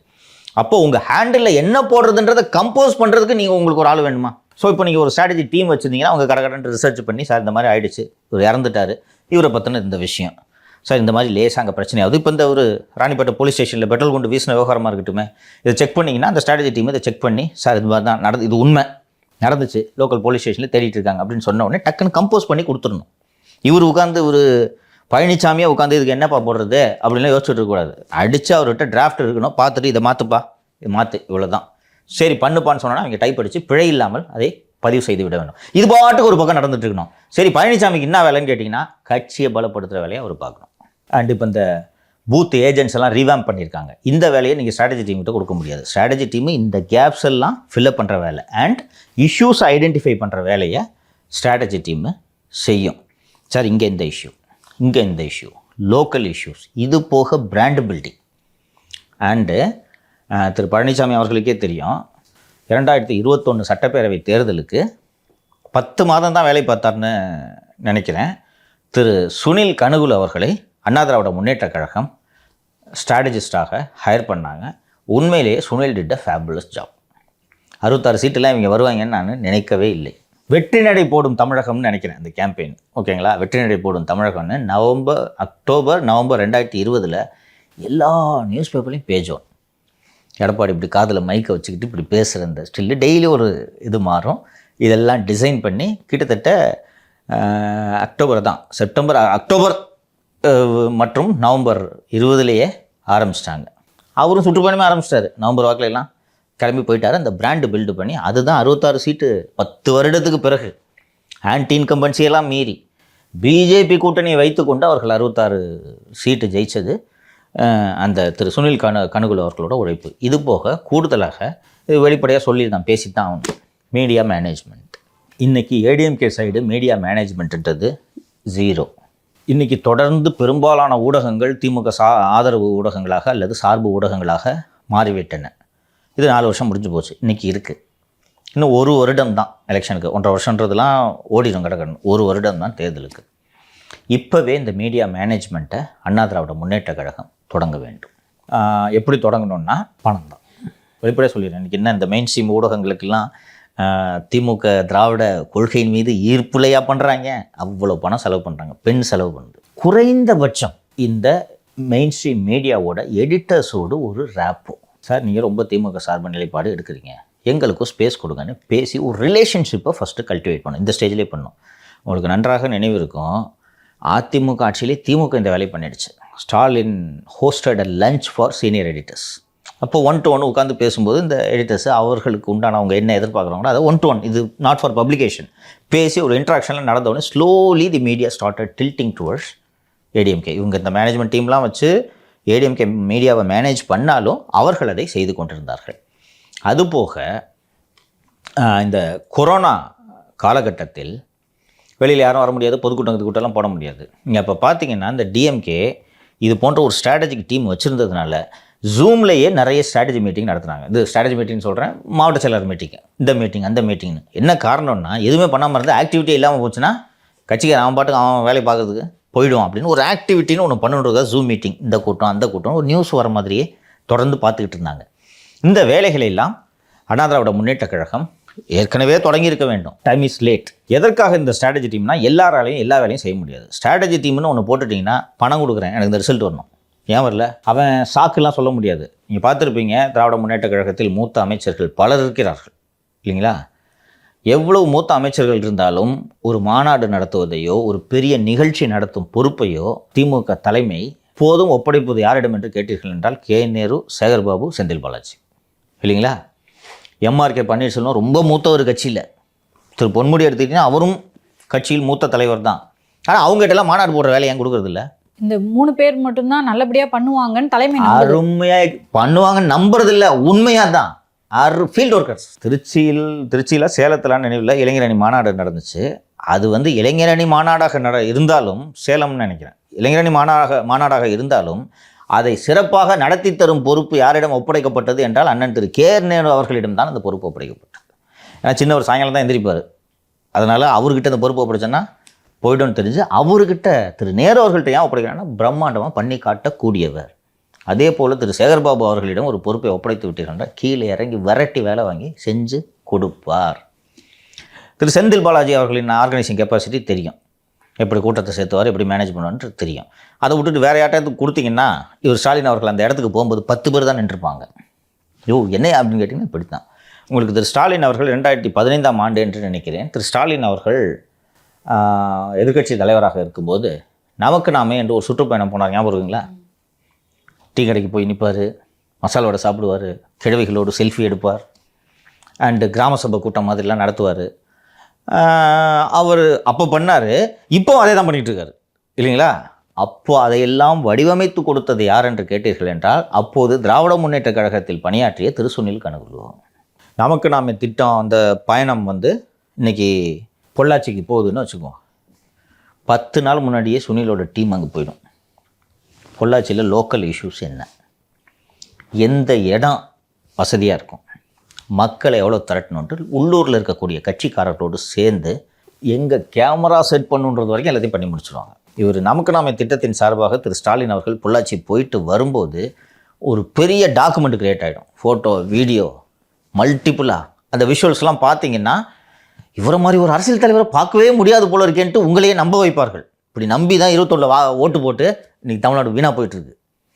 இதை செய்கிறது தான் ஸ்ட்ராட்டஜியோட வேலை. இது இன்றைக்கி இந்த தேவை வந்துடுச்சு. திருமணத்துக்கு இது ஈவெண்ட் மேனேஜ்மெண்ட்டு பண்ணுற மாதிரி தான் இன்றைக்கி. இல்லைப்பா நாங்களே பண்ணிக்கிறோம் தான் இன்றைக்கி ஏடிஎம்கே பண்ணிட்டு இருக்கு. ட்ராக்ஷன் இருக்கா? நீங்கள் சொன்னீங்க திரு பழனிசாமி சரி நல்ல எதிர்க்கட்சி தலைவராக வேலை செய்யலன்ட்டு நடுநிலையாக திமுக சார்பாக இல்லாமல் நடுநிலையாக பேசக்கூடிய பற்றி எதிர்பார்ப்பை தான் சார் அவங்க சொல்கிறாங்க. எனக்கும் எதிர்பார்ப்பு இருக்குமா? இந்த ரியாக்ஷன் டைம் கம்மியாகணும் எதிர்பார்ப்புக்கு முதல் முறையாக இந்த ADGP murder attack, Ranipet case, அதுக்கப்புறம் இந்த சேலம் டாஸ்மாக்கு, இதிலெல்லாம் ரியாக்ஷன் டைம் அதிகமாக இருக்குது அப்படின்ட்டு நான் பார்க்குறேன். ஆளுங்கட்சியோட தவறை சுட்டி காட்டுறதை விட வேறு என்ன வேலை உங்களுக்கு? என்ன ஃபைல் பார்க்க போகிறீங்களா? இல்லை அதை ஃபாஸ்ட்டாக பண்ணணும், சோஷியல் மீடியாவில் பண்ணணும், எல்லா இடத்துலையும் பண்ணணும். இந்த இந்த strategy team social media manage பண்ணுறது மட்டும்ட்டு நீங்கள் நினச்சிடாதீங்க. ட்ராக்ஷனை க்ரியேட் பண்ணி ஃபீல்டுக்கும் போகணும். ஓகேங்களா? அவங்களே ஐடியா கொடுத்துருவாங்க. சார் இந்த மேட்ருக்கு மாசாக ஒரு ஆர்ப்பாட்டம் பண்ணணும் அப்படின்னு ஐடியா கொடுத்து டிசைனை மட்டும் அவங்க சொல்லுவாங்க. ஆள் சேர்க்கறது தான் கட்சியோட வேலை. சொல்லிட்டாங்கன்னா அவங்க பண்ணிவிடுவாங்க. இது போல் மீண்டும் மீண்டும் மீண்டும் நிகழ்ச்சிகளை பண்ணணும். இதெல்லாம் பண்ணினான்னா அப்பா பரவாயில்லப்பா நல்லா பண்ணுறாருப்பா எதிர்கட்சியா, இப்படி ஒரு பஸ்ஸு கிரியேட் பண்ண அதற்கான தேவை வந்துச்சு. நீங்கள் இதை சொல்ல வந்தீங்க, சொல்லுங்கள். ஞானசேகரன் யார் இந்த சார் அப்படின்ற ஒரு விவகாரம் வருதுன்னா, திரு அண்ணாமலை அவர்கள் அதை பேசுறதை விடையும் எடப்பாடி பழனிசாமி அவர்கள் பேசும்போது அதுக்கு நல்ல ரியாக்ஷன் வருது. குறிப்பா திமுக சைட்ல இருந்து பாத்தீங்கன்னா அவருக்கு தான் பதில் சொல்றாங்க. நம்ம மேல கூட அப்படியான ஒரு குற்றச்சாட்டு இருக்கு. என்னன்னா வந்து எடப்பாடி அவர்கள் இந்த மாதிரி அறிக்கை விட்டுருக்காரு அப்படின்னு சொல்லிட்டு பேச ஆரம்பிச்சிருவோம். கமெண்ட்ல சொல்லுவாங்க அண்ணாமலை அவர்களும் சொல்லியிருக்காருன்னு. ஒவ்வொரு இன்சிடென்ட்டையும் பெருசாக்க வேண்டியது எடப்பாடி பழனிசாமி அவர்கள் கையில இருக்கு. ஒத்துக்கிறேன். இதுக்கு இது திமுகவோட ஒரு ஸ்ட்ராட்டஜியும் கூட. அதில் 2 ஆங்கிள் இருக்குது, ரெண்டையும் சொல்லிடுறேன் நான். திமுக இதை ஒரு ஸ்ட்ராட்டஜியாகவே பயன்படுத்துகிறாங்க. புரியுதுங்களா? இந்த பாருங்கள், எங்களுக்கு எப்பவுமே எங்களுக்கு போட்டி வந்து அதிமுக தாங்க. அவர் அதிமுக பொதுச்செயலாளர் ஏதாவது அறிக்கை விட்டுருக்காரு, நாங்கள் பதில் சொல்கிறோம். இல்லைங்க அண்ணாமலை ஒரு விஷயம் இல்லை, இல்லைங்க அண்ணன் சீமா பேச மாட்டோம். அவர் விஜய் அவர் நேற்று கட்சி ஆரம்பித்தார். இந்த அணுகுமுறை ஒரு வகையில் ஸ்ட்ராட்டஜிக்கலி ரைட். ஓகேவா? அவர்களை நாங்கள் எதிரிகளாகவே கண்டுகொள்ளவில்லை அப்படின்றது ஒரு ஸ்ட்ராட்டஜி கான்ஷியஸாக பண்ணுறாங்க. இது போக இதுக்கு இன்னொரு கோணமும் இருக்குது. திரு அண்ணாமலையோ விஜய் இன்னும் ஃப்ரீக்வெண்ட்டாக ரியாக்ட் பண்ண ஆரம்பிக்கல, அதனால் நான் ஒரு பேரை சேர்க்கல. திரு அண்ணாமலையோ திரு சீமான் அவர்களோ எடப்பாடி பழனிசாமி கையில் எடுக்காத பல விவகாரங்கள், முக்கியமான விவகாரங்கள் கொடுத்து அறிக்கை வெளியிடுகிறார்கள், சமூக வலைத்தளங்களில் பதிவு செய்கிறார்கள். ஆனால் இந்த அதிகாரிகள் இது எதையுமே முதல்வர் கவனத்துக்கு கொண்டு போக மாட்டாங்க. என்னென்னா வசதி. ஏன்னா அவங்க 2 பேரும் சிக்கலான விஷயத்தை எடுப்பாங்க. சமீபத்தில் நாம் பேசணும்ல ஒரு விஷயம், இந்த 75 பங்களாதேஷிகள் வழக்குகளை சந்திக்கக்கூடிய பங்களாதேஷிகள் வெளில வந்து எங்கே போனாங்கன்னே தெரியல அப்படின்ற ஒரு விஷயம் டிடி நெக்ஸ்ட்டில் வந்துருந்துச்சு. நாம் அதை எடுத்து விரிவாக பேசினோம். மறுநாள் தினமலரத்தை கேரி பண்ணியிருந்தாங்க இல்லையா? இதுக்கு அண்ணாமலை அவர்கள் மட்டும்தான் நாட்டின் பாதுகாப்புக்கு ஆபத்து விளைவிக்கக்கூடிய வகையில் வந்து இந்த சம்பவம் நடந்திருக்கு, முதல்வர் இதை கவனிக்காமல் இருக்கிறாருன்னு சொல்லிட்டு அண்ணாமலை தான் டீட்டெயிலாக அதை ரியாக்ட் பண்ணியிருந்தார். அதுக்கு இது முதல்வரோட நாலேஜுக்கு கொண்டு போக மாட்டாங்க. கொண்டு போயிருக்கணும். ஏன்னா தப்பு இவங்க பேரில் இல்லை, கொண்டு போயிருக்க மாட்டாங்க. திரு பழனிசாமி அவர்கள் இதை கையில் எடுத்திருந்தார்னா வேறு வழி இல்லாமல் அவர்கள் முதல்வர் கவனத்திற்கு கொண்டு போக வேண்டும். நீங்கள் சொன்னது போல இதனால் திரு பழனிசாமி அவர்களின் பொறுப்பு கூடியிருக்கிறது. இப்போ மக்களுக்கு ஒரு ஆதங்கம் இருக்கும்ல சார், எடப்பாடி பழனிசாமி அவர்கள் வந்து இந்த 75 பங்களாதேஷிகள் கைதானவர்கள் வந்து எங்க இருக்காங்கன்னே தெரியல, காணலை. அதுக்கப்புறமா திருப்பூர்ல வந்து 20,000 வங்கதேசத்தினர் ஊடுருவி இருக்காங்க அப்படின்ற தகவல்கள்லாம் வருது இல்லையா? எடப்பாடி பழனிசாமி அவர்கள் பேசி ஆகணுன்ற ஆதங்கம் இருக்கும் இல்லையா? ஸோ இதுக்கும் இந்த வியூக வகுப்பாளர்கள் இதை கையில எடுங்க அப்படின்னு சொல்லியிருப்பாங்கன்றேன். அதெல்லாம் இல்லைன்னாலும் நான் இன்னொன்று சிம்பிளாக சொல்கிறேன், அரசியல் பண்ணுறதுக்காகவாவது எடப்பாடி கையில் எடுக்கணுன்றேன். உங்களுக்கு வேலை என்ன? இந்த வடிவேல் படத்தில் வார்டனாலே அடிப்போம், அது மாதிரி திமுகனாலே அடிக்கிறது தான் எடப்பாடி பழனிசாமியோட வேலை. அப்போது வெளிநாட்டவர் 75 பேர் தமிழகத்தில் பங்களாதேஷை சேர்ந்தவர்கள் தமிழகத்தில் குற்றம் புரிந்துவிட்டு எங்கே இருக்கிறார்கள் என்பதே தெரியவில்லை என்ற ஒரு செய்தி வரும்போது செக் பண்ணி பார்த்துட்டு அவங்க அது உண்மைன்னு சொன்னாங்கன்னா நாட்டின் பாதுகாப்புக்கே ஸ்டாலினோட காவல்துறையால் உறுதி செய்ய முடியல. காவல்துறை மந்தமாக வெளிநாட்டவர்களை தப்பிக்க விட்டு வேடிக்கை பார்த்து கொண்டிருக்கிறது. 2 அடி அடிக்க வேண்டியதானே? உங்களுக்கு என்ன பிரச்சனை இல்லையா? இல்லை உங்களுக்கு ஏதாவது கஷ்டம் இருக்கா? இல்லை இதில் ஏதாவது வாக்குகள் பறிபோய் விடுன்னு பிரச்சனை இருக்கா? ஃபாரின்காரன் வந்துட்டு ஓடுறான், இதை கூட இவங்களால் கண்டுபிடிக்க தெரியல, இவர் ஃபோட்டோ ஷூட்டில் பிஸியாக இருக்கிறாருன்னு சொல்லிட்டு 4 சாத்துங்க. இல்லை என்ன பிரச்சனை? இதை தான் ஸ்ட்ராட்டஜி டீம் சொல்லணும்னு சொல்கிறேன். அண்ணா திராவிட முன்னேற்ற கழகத்தின் மாவட்ட செயலாளர் ஒரு படித்து விட்டு, அண்ணே இது மாதிரி என்ன முகாமில் இருக்க வேண்டிய பங்களாதேஷிகள் வெளியே போய்விட்டார்கள்னா இது யாரும் திரு எடப்பாடி பழனிசாமியின் காதுகளுக்கு கொண்டு செல்வதற்கான சாத்தியக்கூறுகள் கிடையாது. அவர் அண்ணாமலை பீங் போலீஸ் ஆஃபீஸர் அவர் அதை நோட்டீஸ் பண்ணியிருந்துருக்கலாம். ஒரு ஸ்ட்ராட்டஜி டீம் இருந்துச்சுன்னா டப்புன்னு சார் ரியாக்ட் பண்ண சொல்லுங்கன்னு சொல்லிட்டு அவங்களே இதுக்கு ஸ்டேட்மெண்ட்டும் அடிச்சு கொடுத்துருவாங்க. சரி பார்த்துட்டு டப்புன்னு அடிச்சு விட்றது தான் அவரோட வேலை.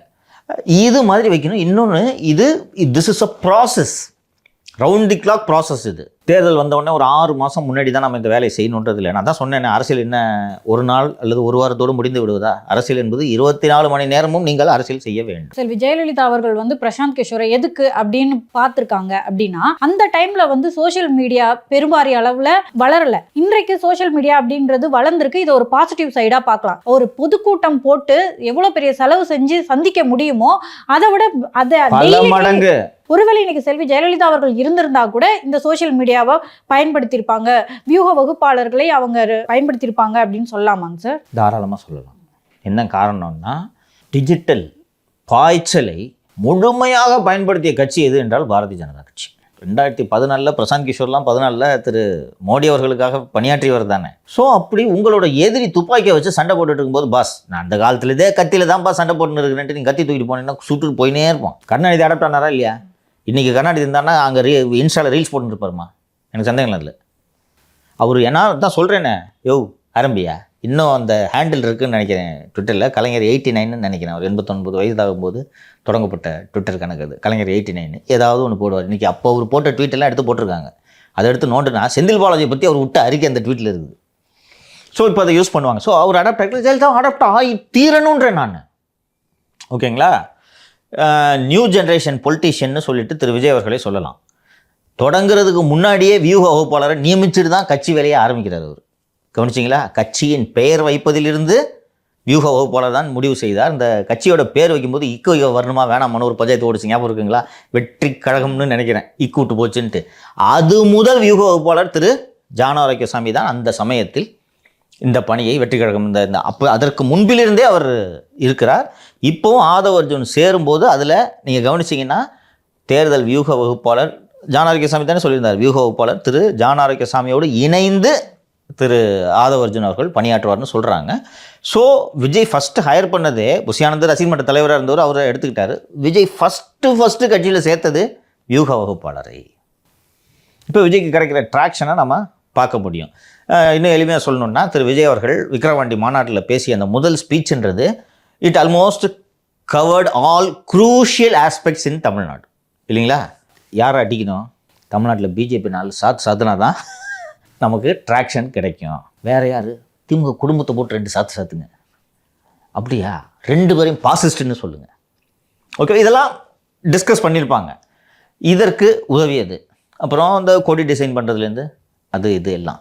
அதிமுகவுக்கு நீங்கள் கொடி டிசைன் பண்ணுறது அந்த வேலைகள்லாம் இல்லையானா மற்ற விவகாரங்கள் இருக்க வேண்டும் இல்லையா? இன்றைக்கி இவ்வளோ அரசியல் கட்சிகள் தமிழகத்தில் இருந்தாலும் தன்னோட முதல் ஃபீல்டு விசிட்டுக்கு பரந்தூர தேர்ந்தெடுங்கன்ட்டு ஐடென்டிஃபை பண்ணதற்கு இந்த வியூக வகுப்பாளர் உதவி இருப்பார்கள் இல்லையா? வியூக வகுப்பாளர்னால் ஒரு பரவலாக இருக்கக்கூடிய கருத்து டேட்டா க்ரன்ச் பண்ணுறவங்க. இந்த கட்சி இத்தனை பர்சன்டேஜ், இந்த கட்சி இத்தனை பர்சன்டேஜ், போன தேர்தல் இருக்கிறதுலாம் வெறும் டேட்டா அனாலிசிஸ் மட்டும் நினச்சிக்கிட்டு இருக்காங்க. ஆனால் வியூக வகுப்பாளர் என்பவர் இது எல்லாவற்றையும் செய்ய வேண்டியவர். 26 தேர்தலுக்காகவா ஜான ஆரோக்கியசாமியை வேலைக்கு தர விஜய்? கட்சி நடத்துறதுக்கே ஜான ஆரோக்கியசாமி தேவைப்படுகிறார். அப்போது தினந்தோறும் கட்சியை நடத்துவதற்கு இந்த காலகட்டத்தில் வியூக வகுப்பாளர்கள் தேவைப்படுகிறார்கள். இப்போது அண்ணா திராவிட முன்னேற்ற கழகம் ஏன் இன்னும் வியூக வகுப்பாளர்களை தேர்ந்தெடுக்கவில்லை என்றது எனக்கும் புரியாத புதிராகத்தான் இருக்கிறது. நான் கடந்த நிகழ்ச்சியில் கோடிட்டு காட்டிவிட்டு சென்று விட்டேன். 16 தேர்தலுக்கு திரு சுனில் கனுகுலு திராவிட முன்னேற்ற கழகத்திற்கு வேலை செய்தார் இல்லைங்களா? அதற்கு பிறகு திரு பிரசாந்த் கிஷோரை 21 தேர்தலுக்கு 19 வரைக்கும் சுனில் இருந்தார்.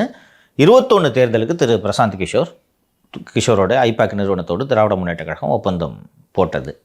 21 தேர்தல் முடிந்த பிறகு தான் எதுக்கு நம்ம பிரசாந்த் கிஷோருக்கு இவ்வளோ பணத்தை கொடுக்கணும், நம்மளே டெவலப் பண்ணணும். அப்போது அந்த செட்டப்பை பெண் பாப்புலர்ஸ் எம்பவர்மெண்ட் நெட்வொர்க்கு செட்டப்பை உருவாக்கியதில் ஆதவ் அர்ஜுனுக்கு ஒரு பெரும் பங்கு உண்டு. அது ஒரு செட்டப் எஸ்டாப்ளிஷ்டு.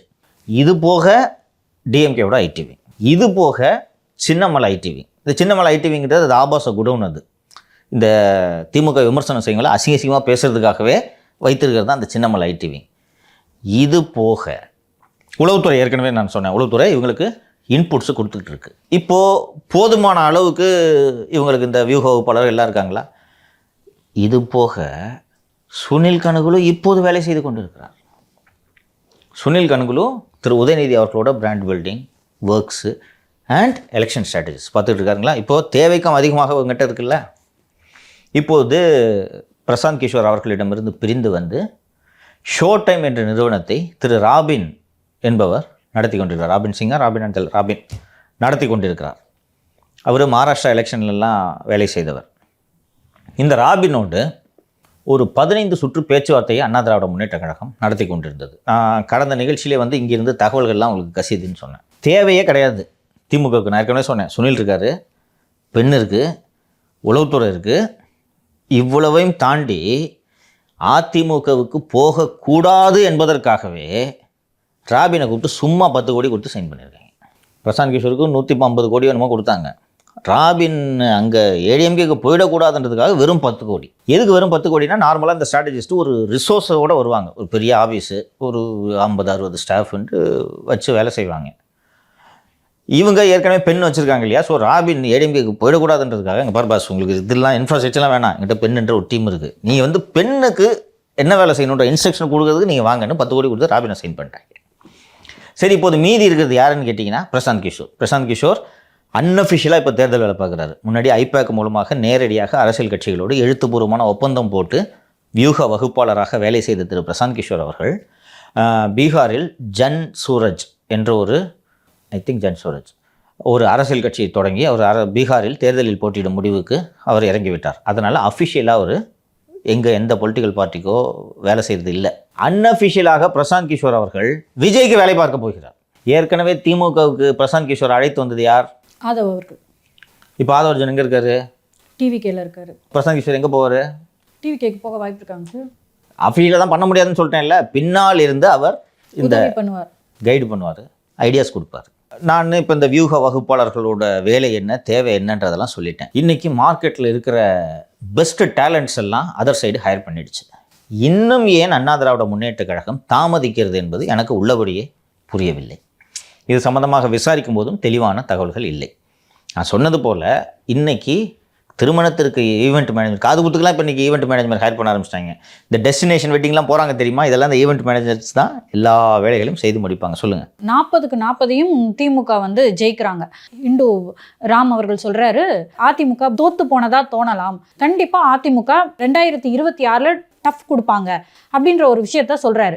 நீங்கள் சொன்னீங்க இல்லையா, 1.5 கோடி தொண்டர்கள், அவங்க சொல்கிற 2 கோடி தொண்டர்கள் அப்படின்றவங்க இருக்கிறாங்கன்றது உண்மை. ஆனால் அவங்கள திரு எடப்பாடி பழனிசாமி அவர்கள் சோஷியல் மீடியா மூலமாக ரீச் ஆகலைன்றதும் உண்மை. இதுக்கு இந்த வியூக வகுப்பாளர்கள் உதவி பண்ணுவாங்க அப்படின்றத நம்மளால புரிஞ்சுக்க முடியுது. நியூ பென்ஷன் ஸ்கீமா இருக்கட்டும், ஓல்டு பென்ஷன் ஸ்கீம், அப்புறம் இப்போ கொடுத்துட்டு இருக்க பென்ஷன் ஸ்கீம், இப்படி எல்லாத்தையுமே வந்து ஆராய்கிறதுக்கு ஒரு குழு போட்டிருக்காங்க. இந்த டைம்ல வந்து அவங்க சொல்லிட்டாங்க, அரசு ஊழியர்கள் சொல்லிட்டாங்க, இது வந்து ஏமாற்று அப்படின்ற ஒரு விஷயத்த சொல்லிட்டாங்க. ஸோ இப்போ இவங்களுக்கான ரெப்ரசன்டேட்டிவாவெல்லாம் யார் இருக்க முடியும்? என்னோட ரெப்ரசன்டேட்டிவ் யாரு, நான் யாருக்கு ஓட்டு போடணும் இப்படின்றதெல்லாம் இப்போ ஒரு குழப்பம் வரும் இல்லையா? ஸோ இந்த இடத்துல நான் தான் அப்படின்னு யார் சொல்றா, அந்த சொல்றவங்க யாரு அப்படின்றத முடிவு பண்றதுக்கு இந்த வியூக வகுப்பாளர்கள் ஓரளவுக்கு உதவி பண்றாங்க, பெருவாரியான அளவுல உதவி பண்றாங்க. ஸோ இதை இன்னும் அதிமுக செய்யலைன்னு சொல்றீங்க? செய்யணும். எனக்கு ஒரு லெவல் பிளேயிங் ஃபீல்டில் ஈக்குவல் ஃபைட்டாக இருக்கணும். அதுதான் ஒரு நல்ல ஜனநாயகம், அதுதான் ஒரு நல்ல ஒரு ஜனநாயக திருவிழாவாக அமைய முடியும். ஒரு போரில் ஃபுல்லாக எக்யூப் ஆகாமல் நீங்கள் சண்டை போடுறதுன்றது நிச்சயமாக தோல்வியை உறுதி செய்யும். இப்போ நீங்கள் சொன்னீங்க, இந்த ஒரு திரு பழனிசாமி பேசினார்னா இவ்வளோ வியூஸ் வந்துச்சுன்னா அது பார்க்குறதுக்கு இம்ப்ரெசிவாக இருக்கும்னு. வியூக வகுப்பாளர் இருந்தால் என்ன பண்ணுவாங்கிறது நான் சொல்கிறேன். இன்றைக்கி ஒரு 2 நாள் கழித்து ஏதோ ஒரு நிகழ்ச்சி, ஒரு 3 நாள் கழித்து கோவையில் விவசாயம் தொடர்பான ஒரு நிகழ்ச்சியில் திரு பழனிசாமி கலந்து கொள்கிறார். யார் லைவ் போடுவாங்க? நியூஸ் டேல லைவ் போடுவாங்க. கரெக்டுங்களா? வியூக வகுப்பாளர் இருந்தாங்கன்னா என்ன பண்ணுவாங்கன்னு நான் சொல்கிறேன். ஒரு 15 யூடியூப் சேனலை ஹையர் பண்ணுவாங்க, ஸ்லாட் வாங்குவாங்கன்னு வச்சுக்கோங்க. ஓகேவா? ஒரு 15 யூடியூப் சேனலுக்கு ஸ்லாட் வாங்கி லைவ் லிங்க்கு கொடுக்குறோம், போடுங்க. ஒவ்வொருத்தரும் இந்த லைவ் லிங்க் போட்டிங்கன்னா ஒரு சேனலுக்கு 10 லட்சம் சப்ஸ்கிரைபர் இருக்காங்கன்னு வச்சுக்கோங்க. 10 லட்சம் பேருக்கு நோட்டிஃபிகேஷன் போகுமா? அதில் ஒரு 20,000 பேர் பார்க்கட்டும், 2 நிமிஷம் பார்க்கட்டும். இது மாதிரி ஒரு 20 யூடியூப் சேனலை ஹையர் பண்ணி வச்சு இவ்வளோ பேரும் நீங்கள் லைவ் போடுங்கன்னா, இது என்ன ஹையர் பண்ணி வச்சுன்னா பேக்கேஜ் தான், வேறு என்ன கொடுத்தாங்கன்னா யூடியூப் சேனல்ஸுக்கு வருமானம் இல்லாமல் தான் திண்டாட்டிட்டு இருக்காங்க இல்லையா? கொடுத்தா லைவ் போட்டு விடுவாங்க, லைவ் லிங்க் கொடுத்தா போட்டு விடுவாங்க. இதை ஆர்கனைஸ் பண்ணி செய்கிறத வியூக வகுப்பாளரால் செய்ய முடியுமா? முடியாதா? அவங்க வேலையே இதுதான் சார். எக்ஸாக்ட்லி. அப்போது திரு பழனிசாமி பேசுவது ஒரே நேரத்தில் லைவில் 4 லட்சம் பேர் பார்த்தாங்கன்றது இம்ப்ரெசிவாக இருக்குமா இருக்காதா? இன்றைக்கி நியூஸ் டேவை தவிர யாரும் பார்க்குறது போடுறதில்ல, லைவே போடுறதில்ல. இன்னொன்று, எந்த சேனலும் போய் சார் ஒரு பழனிசாமி பேசுகிறாரு, அவர் வந்து தமிழகத்தின் மிகச்சிறந்த பேச்சாளர்களில் நம்பர் 1, அது அவரோடது போட்டால் எங்களுக்கு வியூஸ் வரும், லைவ் கொடுங்கன்ட்டு எந்த சேனலுக்கு போய் கேட்குமா?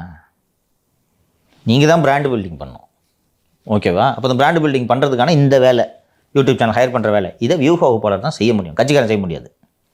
இப்போ கட்சிக்காரங்க போயிட்டு சார் நான் சேலத்தில் மாவட்ட செயலர் பேசுகிறேன், லைவ் போடுங்க, இது அவர் செய்ய முடியுமா? அவர் வேலையும் கிடையாது. அவர் வேலை பூத் ஏஜெண்டை பார்க்குறது, கட்சியோட கட்டமைப்பு அண்ட் அந்த அரசியல் ஃபீல்டில் கள வேலைகளை பார்ப்பது. இதை இவங்க பார்க்கணும். இதை நீங்கள் செய்யவே இல்லைன்னா நீங்கள் என்ன பண்ண போகிறீங்க? நல்லா பேசுகிறார் எடப்பாடி, நியூஸ் சேனல் மட்டும் போட்டால் போதுமா? இன்னொன்று, எக்ஸ்டம்போராக பேசுகிறாரு, சீட்டில் எழுதி வச்சுக்கிட்டு இந்த மாதிரிலாம் பேசுறது இல்லை, பவர்ஃபுல்லாக பேசுகிறார். நீங்கள் 24 அவரோட தேர்தல் பிரச்சாரத்தை பார்ப்பீங்க, உண்மையிலே ரொம்ப நல்ல ஆடியோ வீடியோலாம் போட்டு நல்லா பேசினார் இல்லையா? இப்போவும் பத்திரிகையாளர்களை எந்த விதமான குறிப்புகளும் இல்லாமல் சந்தித்து 1 மணி நேரமாக இருந்தாலும் பேசக்கூடிய ஒரு சில தலைவர்களில் திரு பழனிசாமியும் ஒருவர். அப்போ ஸ்டேஜில் அவர் நல்லா பேசினார்னா இத்தனை பேருக்கு போய் ரீச் ஆகணுமா இல்லையாங்க? என்ன பண்ணிட்டு இருக்கீங்க? நீங்கள் தாமதிக்க மார்க்கெட்டில் அவைலபிள் பெஸ்ட் டேலண்ட்ஸ் போயிடும். இன்றைக்கி பிகே உங்களுக்கு கிடையாது, ராபின்னு கிடையாது, ரிஷின்றவர் தான் இன்றைக்கி ஐபாக்கு பார்த்துட்டு இருக்கார், அவரும் கிடையாது. இப்போ யாரை வச்சு பண்ண போகிறீங்க? இன்னும் போக போக இப்போது ஜான் ஆரோக்கியசாமி போக விஜய் கட்சிக்கு கூடுதலாக இன்னொரு வியூக வகுப்பாளர், நிதி ஆதாரத்தோடு உள்ள வியூக வகுப்பாளர் திரு ஆதவ் அர்ஜுன் இல்லைங்களா? இப்போ ஆதவ் அர்ஜுனே எல்லா வேலைகளையும் செய்ய முடியுமா? முடியாது. ஆதவ் அவருக்கு கீழ் பணியாற்ற சில ஜூனியர் வியூக வகுப்பாளர்களை அவர் ஹையர் பண்ணுவார். கரெக்டுங்களா? நீங்கள் மார்க்கெட்டில் இருக்கிற பெஸ்ட்டு டேலண்ட்ஸை பூரா ஆதவ் அர்ஜுனும் டிஎம்கே ஹையர் பண்ணி போட்டுட்டாங்கன்னா நீங்கள் எங்கே போவீங்க? இப்போ ஒன்றும் இல்லைம்மா, எளிதாக சொல்கிறேம்மா. இப்போ நம்ம ஆஃபீஸில் ஜெயபிரகாஷ் வேலையை விட்டு போய்ட்ற அப்படின்னு வச்சுக்கோங்க. ஓகே, ஒரு நல்ல கேமராமேனு வேலையை விட்டு போயிட்டாரு.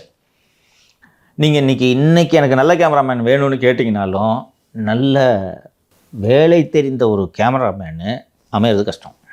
அதே போல் விஷுவல் எடிட்டர்ஸ் இன்றைக்கி நம்மள்ட்ட இருக்கார், நல்லா எடிட் பண்ணுவார்ன்றதை நம்ம பார்வையாளர்களே கீழே எழுதுகிறாங்க, எடிட்டிங் நல்லா இருக்குன்னு. அவர் போயிட்டு அவருக்கு நிகரான விஷுவல் எடிட்டர்ஸை நீங்கள் தேடினீங்கன்னா இருக்காது. என்னென்னா, அவர் ஏற்கனவே ஒருத்தர் விஜய் டீமில் இருப்பார், ஒருத்தர் திமுக டீமில் இருப்பார், ஒருத்தர் இன்னொரு கட்சி டீமில் இருப்பார்.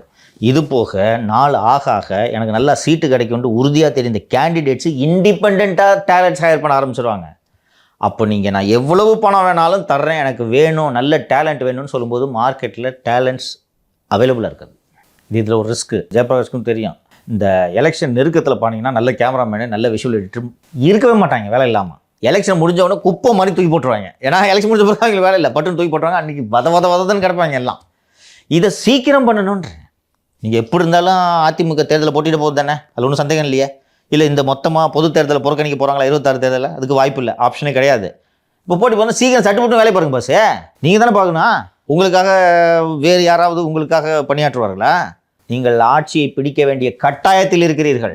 அதான் சார், இப்போ வந்து பார்த்தீங்கன்னா நிறைய இப்போ அரசு ஊழியர்கள் போராட்டமாக இருக்கட்டும், இப்போ இந்த அரசு ஊழியர்கள் போராட்டம் இருக்குல்ல, நீங்கள் சொன்னாங்கன்ட்டு சொல்கிறீங்கல்ல, இதை ஊதி பெருசு பண்ணுறது ஸ்ட்ராட்டஜிஸ்ட் வேலை, புரியுதா சார்? இப்படி எடுத்துக்கலாம் சார். திரும்ப திரும்ப இதை ஊதி பெருசு பண்ணுறது அப்படின்லாம் இல்லாமல் அவர் பேசுவதன் மூலமாக இந்த அரசு ஊழியர்களுக்கு நல்லது கிடைக்க போகுது. இவங்க சொல்லிட்டாங்க உங்களை வந்து நாங்கள் எதிர்க்கட்சி ஆக்குறோம் அப்படின்னு சொல்லிட்டு. நாளைக்கு ஆளும் கட்சியாக வருவதற்கு அதிக வாய்ப்புள்ள கட்சி இதை பற்றி என்ன நினைக்குது அப்படின்ற ஒரு எதிர்பார்ப்பு அவங்களுக்கு இருக்கும்ல. இப்போ ஒரு ஹீரோ அப்படியே கிளம்பி வராரு அப்படின்னா, ஐயா எடப்பாடி பழனிசாமி ஐயா எங்களை காப்பாத்துங்க அப்படின்ற மூட்ல மக்கள் இருக்காங்கன்னு வைங்களேன். நீங்கள் வரவே இல்லை, உங்களோட எமர்ஜா யாருமே பார்க்கல அப்படின்றது இங்கே ஒரு பெரிய பின்னடைவாக இருக்குதாங்க சார். என்னம்மா சந்தேகம் இல்லை, நீங்கள் சொல்கிற நரேட்டிவே சொல்ல நான் இந்த விஷயத்தில் நான் உங்களோட மாறுபடுறேன். நீங்கள் மீண்டும் மீண்டும் அரசு ஊழியர்களோட பிரச்சனையை உதாரணத்துக்கு சொல்லிட்டு இருக்கீங்க. நாளை ஆட்சிக்கு வர வாய்ப்பு இருக்கக்கூடிய ஒரு தலைவராக எடப்பாடி பழனிசாமி அரசு ஊழியர்கள் விவகாரத்துல எல்லாம் கமிட்மெண்ட் கொடுக்க முடியாது. நான் சொல்லிடுறேன். என்னென்னா அவர் இந்த விஷயத்தில் பழனிசாமி தெளிவானவர், அறிவானவர். நம்மளால செய்ய முடியாததை டச் பண்ண வேணாம். எக்ஸாக்ட்லி. சிஎம்மாக இருந்தவர். அவர்கிட்ட பல அதிகாரிகள்லாம் பேசிகிட்டு இருப்பாங்க. பழைய ஓய்வூதிய திட்டத்தை நான் தர்றேன்னு அவர் வாயிலிருந்து ஜென்மத்துக்கும் வார்த்தை வராது. நான் சொல்கிறேன். ஏன்னா அதில் இருக்க சிக்கல் தெரியும்.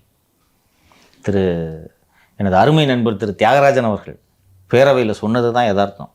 புதிய ஓய்வூதிய திட்டத்தில் ஒரு அரசு ஊழியருக்கு 50,000 செலவாகுதுன்னா பழைய ஓய்வூதிய திட்டத்தில் 2 லட்சம் ஒரு அரசு ஊழியருக்கு செலவாகுது. அண்டு தொடர்ந்து திரு பழனிசாமி 5 லட்சம் கோடி கடன் ஏற்றி வச்சுருக்கீங்க அப்படின்னு திரும்ப திரும்ப நிதி ஆதாரங்களை பற்றி ஒரு கோர் இஷ்யூஸை ஒரு பேசுகிறாருன்றதை நீங்கள் பார்த்துருப்பீங்க. அப்படி இருக்கும்போது இவ்வளோ விஷயங்களை தெரிஞ்சுக்கிட்டு நான் உங்களுக்கு பழைய ஓய்வூதிய திட்டம் தரேன்ற வாக்குறுதியை அவர் கொடுக்க மாட்டார். எது சாத்தியமோ அதை மட்டும்தான் அவர் செய்வார். இவங்க தாம்மா டைலாக் விடுவாங்க, சொன்னதையும் செய்வோம் சொல்லாததையும் செய்வோம் அப்படின்ட்டுலாம். எடப்பாடி சாத்தியமில்லாத விஷயத்துக்கு வாய் விட மாட்டேன். ஆனால் இந்த அரசு ஊழியர்களின் அதிருப்தியை பெரிதுபடுத்தும் வேலையை ஸ்ட்ராட்டஜி செய்வேன்.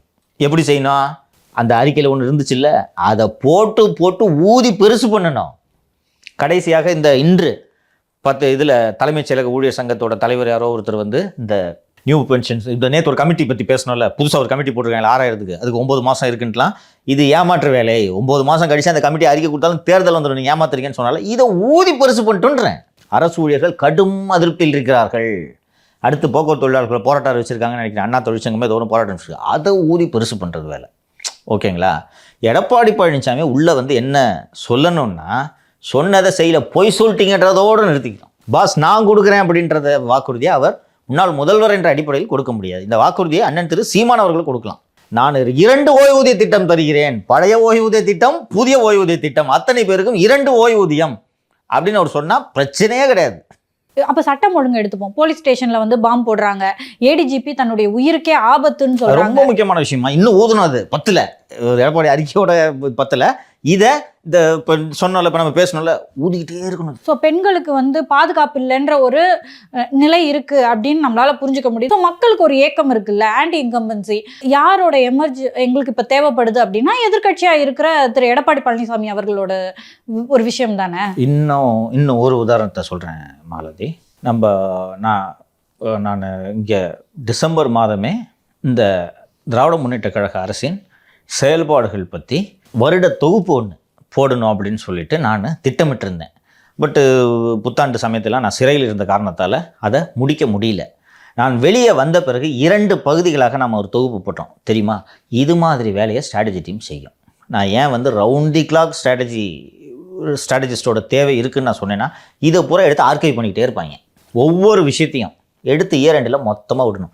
திமுக ஒரு பீரியடில் ரிலீஸ் பண்ணாங்க, ஞாபகம் இருக்கா? ஜெயலலிதா சிஎம் இருக்கும்போது மறக்க முடியுமான்ட்டு ஒன்று ரிலீஸ் பண்ணுவாங்க, ஞாபகம் இருக்கா? போஸ்ட்லாம் அடிச்சு விட்டுவாங்க, வீடியோ ரிலீஸ் பண்ணுவாங்க. அது மாதிரி பண்ணணும்.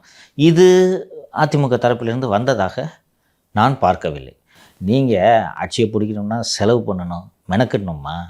உட்காந்துக்கிட்டே இருந்துட்டு இன்னொரு விஷயத்தை சொல்லிடுறேன். இப்போது 2-3 சர்வேக்கள் திமுகவாலும் எடுக்கப்பட்டுள்ளன, வேறு சில கட்சிகளாலும் தமிழகம் முழுக்க சில தொகுதிகளில் அண்டு பரவலாக மண்டல வாரியாக சர்வேக்கள் எடுக்கப்பட்டிருக்கின்றன. திமுக மீது மக்களுக்கு அதிருப்தி இருக்கிறது, அது கோபமாக மாறவில்லை. இந்த சர்வேயில் இன்னும் 1 வருஷம் இருக்குது, பட் ஸ்டில் இன்னைக்கு அதிருப்தி இருக்குது. ஆமாங்க அப்படின்னு இருக்குது. இவங்க திருப்பி வரக்கூடாதுங்கன்றது மாறவில்லை. இதை மாற்றுறது தான் ஸ்ட்ராட்டஜிஸ்டோட வேலை. ஓகேங்களா? அதை கோபமாக மாற்ற வேண்டும். இன்னும் கிராமப்புறங்களில் ரேஷன் பொருட்களை வாங்கக்கூடிய எளிய குடும்பங்களைச் சேர்ந்த பெண்கள் மகளிர் உரிமை தொகைக்காக திமுகவுக்கு இன்னும் ஆதரவோடு தான் இருக்கிறார்கள். இதை மாற்றுறதுக்கு நீங்கள் என்ன பண்ண போகிறீங்க? ஸோ இதெல்லாம் தான் ஸ்ட்ராட்டஜிஸ்டோட வேலை. ஓகேங்களா? அந்த ஒவ்வொரு விஷயத்தையும் பெருசு பண்ணணுன்றேன் நான். அதான் எதிர்க்கட்சி வேலை. அதை பெருசு பண்ண அப்படியே இது கோபமாக, திமுகவின் மீது கோபமாக அது மாறும்போது தான் வாக்குகளாக மாறும். அந்த கோபமாக நீங்கள் உருவாக்கிட்டீங்கன்னா அறுவடை பண்ணுற வேலையை ஒரு கட்சி செஞ்சிடலாம். அதற்கான களத்தை அமைக்க வேண்டியது ஒரு எதிர்க்கட்சியின் வேலை. அந்த விஷயத்தில் அண்ணா திராவிட முன்னேற்ற கழகம் பின்தங்கி இருக்கிறது என்பதுதான் யதார்த்தம். பொங்கலுக்கு வந்து 1000 ரூபாய் கொடுக்கல அப்படின்றது அதை பெருசா ஊதி இருக்கணுமா இல்லையாம்மா? சொல்லுங்கம்மா. முடிஞ்சிச்சுமா, அடுத்த மாசம் வந்துட்டோமா? மிகப்பெரிய கோபமா இருந்துச்சு. நிறைய பார்ட்டிகள் பாத்தீங்கன்னா இந்த முதலமைச்சர் அவர்களுடைய அந்த போஸ்டர் மேல மண்ணு வீசினதா இருக்கட்டும், அதுக்கப்புறம் பாத்தீங்கன்னா நிறைய பார்ட்டிகள் வந்து இன்னொன்னு சொல்றேன் மாலதி, காசு கொடுத்து ஒரு 10 பார்ட்டிகளை கூட்டின்னு போய் மண்ணை வீச வச்சு வீடியோ எடுத்து போட்டு தமிழ்நாட்டில் ஸ்டாலின் போஸ்ட் மேலே மண்ணு வீசாத பார்ட்டிகளே இல்லைன்ற இமேஜை உருவாக்கணுமா? இதாம்மா எதிர்க்கட்சி வேலை. என்ன பண்ணிட்டு இருக்கீங்க? சும்மா இருக்க பார்ட்டியில் அந்த பாட்டி 200 ரூபா தரேன், போய் நேராக அதை போய் இந்த மண்ணை எடுத்து வீசணும், அதில் புரியுதா அப்படின்னு சொல்லிட்டு, ஏப்பா ஆன் கேமரா ஆன் சொல்லிட்டு பண்ணுங்கம்மா. அதான் அரசியல். திமுக பண்ணல, என்ன பண்ணிட்டு இருக்கீங்க? ஒரு சாம்சங்கில் போராட்டம் நடக்குதுமா. அவங்க சங்கம் வைக்கணும், இது வைக்கணும்னு போராட்டம் நடத்தினா அந்த ஃபேக்ட்ரி யூனிஃபார்மை 4 ஜூனியர் ஆர்டிஸ்ட்டுக்கு போட்டு சாம்சங் போன்ற ஒரு சிறந்த கம்பெனியை பார்க்கவே இல்லைங்க. ஏசி பஸ்ஸிலலாம் எங்களை கூப்பிட்டு வராங்கன்ட்டு வீடியோ வந்துச்சு, ஞாபகம் இருக்கா? இப்போ பரந்தூருக்கு விஜய் போயிட்டு வந்த உடனே ஒரு 2 பெண்மணிகள் விமான நிலையம் வந்தால் தான் நாங்கள் சோறு திம்போன்ற ஒரு 2 வீடியோ வந்துச்சு. நான் இப்போ 2-3 நாட்களுக்கு முன்னால் பரந்தூருக்கு போயிருந்தேன். போகும்போது சொல்கிறாரு, திமுக பஞ்சாயத்து தலைவரோட சொந்தக்காரங்களாம் 2 பெண்களும், ஒரு மனைவியா, இன்னொரு அவங்களோட உறவினராம். வீடியோ வந்துச்சா இல்லையாம்மா? இன்றைக்கி இது நீங்கள் பண்ணுமா வேணாமா? நீங்கள் விமான நிலையத்துக்கு ஆதரவு தரீங்க, தரலன்றது வேறு. உண்மையிலே நீங்கள் அந்த கிராமத்துக்கு மைக்க தூக்கிட்டு போனீங்கன்னா ஜனங்க கத்தி கூப்பாடு போடும். பரந்தூர் விமான நிலையத்துக்கு கடும் எதிர்ப்புன்ட்டு பண்ணுங்க. உண்மையிலே எதிர்ப்பு இருக்குது, ஓகேங்களா? எதிர்ப்பே இல்லைனாலும் எதிர்ப்பு இருப்பது போன்ற தோற்றத்தை உருவாக்குவது தான் எதிர்க்கட்சி வேலை. அப்போது தான் நான் சொன்னது போல் ஆளுங்கட்சியின் மீது இருக்கும் அதிருப்தியை கோபமாக மாற்ற முடியும். நீங்கள் இதில் பின்தங்கி இருக்கிறீர்கள். இது இவ்வளோ தூரம் உட்கார்ந்து விரிவாக பேசுறது அதிமுக விழித்து கொள்ள வேண்டும் என்பதற்காக. இப்போ நீங்க பேசுறது எப்படி இருக்குன்னாங்க சார், திமுக நல்லா தான் ஆட்சி பண்ணிட்டு இருக்கு, எப்படியாவது சூழ்ச்சி பண்ணி அதிமுக வந்துடணும் அப்படின்றது போல எனக்கு ஒரு தோற்றம் கொடுக்குது. இதில் தவறு இல்லை மாலதி, நான் வெளிப்படையாகவே சொல்கிறேன். சூழ்ச்சி பண்ணுங்க, சதி பண்ணுங்க, எது வேணாலும் பண்ணுங்க, இந்த கவர்மெண்ட் போகணும். அது நல்லா தானே சார் ஆட்சி பண்ணிட்டு இருக்கு. நீங்கள் சொல்கிறத பார்த்தா மக்கள் அதிருப்தியில் இல்லாத போது அதிமுகவோட தேவை என்ன இருக்குது? இது மோசமான ஆட்சி என்பது விவரம் அறிந்தவர்களுக்கு நன்றாகவே தெரியும். இந்த ஆட்சியில் ஸ்டாலின் குடும்பத்தை தவிர யாரும் மகிழ்ச்சியில் இல்லை என்பதும் தெரியும். தப்பித்தவறி மீண்டும் திராவிட முன்னேற்ற கழகமும் இந்த குடும்பமும் ஆட்சிக்கு வந்தால் 96 தேர்தலில் இறுதி பிரச்சார கூட்டத்தில் காலஞ்சென்ற முன்னாள் முதல்வர் திரு கருணாநிதி அவர்கள் கடைசி பிரச்சார கூட்டத்தில் சொன்னது, செல்வி ஜெயலலிதா அவர்கள் மீண்டும் ஆட்சிக்கு வந்தால் இந்திய வரைபடத்தில் தமிழகம் இருந்த இடம் ஓட்டையாக இருக்கும்னு அந்த கூட்டத்தில் சொன்னார். சென்னையில் நடந்த கடைசி பிரச்சார கூட்டம். இப்போதும் நான் சொல்கிறேன், 2026இல் திராவிட முன்னேற்ற கழகம், குறிப்பாக மு.க. ஸ்டாலின் குடும்பம் ஆட்சிக்கு வந்தால் இந்திய வரைபடத்தில் தமிழகம் இருந்த இடம் ஓட்டையாகத்தான் இருக்கும். அவ்வளவு நடக்கிறது. பத்திரப்பதிவுத்துறையில், வணிக வரித்துறையில், வருவாய்த்துறையில் எவ்வளவு ஊழல்கள் நடக்கின்றன, எவ்வளவு கொள்ளையடிக்கப்பட்டு கொண்டு இருக்கிறதுன்ற விவரங்கள்லாம் இந்த பொதுமக்களுக்கு தெரியலை. 2021 நான் வந்து ஆட்சிக்கு வரணும்னு தானே சொல்லிட்டு இருந்தேன். அவ்வளவு அயோக்கியத்தனங்கள் நடந்து கொண்டு இருக்கின்றன. இதெல்லாம் பாமர மக்களுக்கு தெரியாது, அவர்களை நேரடியாக பாதிக்கவில்லை. பத்திரப்பதிவுத்துறையில் ஒரு சப் ரிஜிஸ்ட்ரார் டிரான்ஸ்ஃபருக்கும், போக்குவரத்து துறையில் ஒரு மோட்டார் வெஹிக்கிள் இன்ஸ்பெக்டர் டிரான்ஸ்ஃபருக்கும் இந்த அமைச்சர்கள் வாங்கும் லஞ்சத்தொகை என்னவென்பது பாமரனுக்கு தெரியாது. இன்னொன்று, பாமரனை பாதிக்கவும் செய்யாது. மோட்டார் வெஹிக்கிள் இன்ஸ்பெக்டர் 70 லட்ச ரூபா கொடுத்து பூந்தமல்லி ஆர்டிஓ ஆஃபீஸ்க்கு வர்றாருன்னா அவனை என்ன பாதிக்குது? ஆனால் இது கொள்ளைன்னு நான் பார்க்குறேன். 70 லட்ச ரூபா கொடுத்து பூந்தமல்லி ஆர்டிஓ ஆஃபீஸ்க்கு வர்றவன் நம்மக்கிட்ட தான் அவங்க வந்துவிட்டேன். அண்டு 40 லட்ச ரூபா 50 லட்ச ரூபா கொடுத்து விருகம்பாக்கம் சப் ரிஜிஸ்ட்ரிக்கு வர சப் ரிஜிஸ்ட்ராரு கிஃப்ட் டீடு கொடுக்க வரவனை கூட சும்மா விட மாட்டாருன்றது எனக்கு தெரியும். இதெல்லாம் நிறுத்தப்படணும்னு நான் நினைக்கிறேன். மினரல் வாட்டர் பிஸ்னஸை கூட யாரும் நடத்தக்கூடாது, எங்கள் குடும்பம் தான் நடத்தணும்னு சொல்கிற ஒரு மோசமான குடும்பத்தை நான் பார்த்தது கிடையாது. சிஎம்டிஏல ஒரு மெம்பர் செக்ரட்டரி இருக்கார், திரு அன்சுல் மிஸ்ரா. சிஎம்டினா என்னென்னு உங்களுக்கு தெரியும், சென்னை பெருநகர வளர்ச்சி குழுமம். சென்னையில் நான் கட்டக்கூடிய பெரிய பெரிய கட்டடங்களுக்கு அப்ரூவல், கம்ப்ளீஷன் சர்டிஃபிகேட் எல்லாமே அதுதான் கொடுக்கணும்.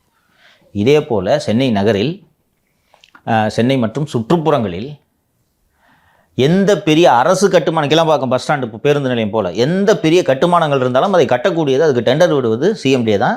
ஏற்கனவே அந்த சிஎம்டிஏ கன்சல்டன்ட்னு சொல்லிட்டு காசு அடிச்சுக்கிட்டு இருக்காங்கிறத நான் சொல்லியிருந்தேன்.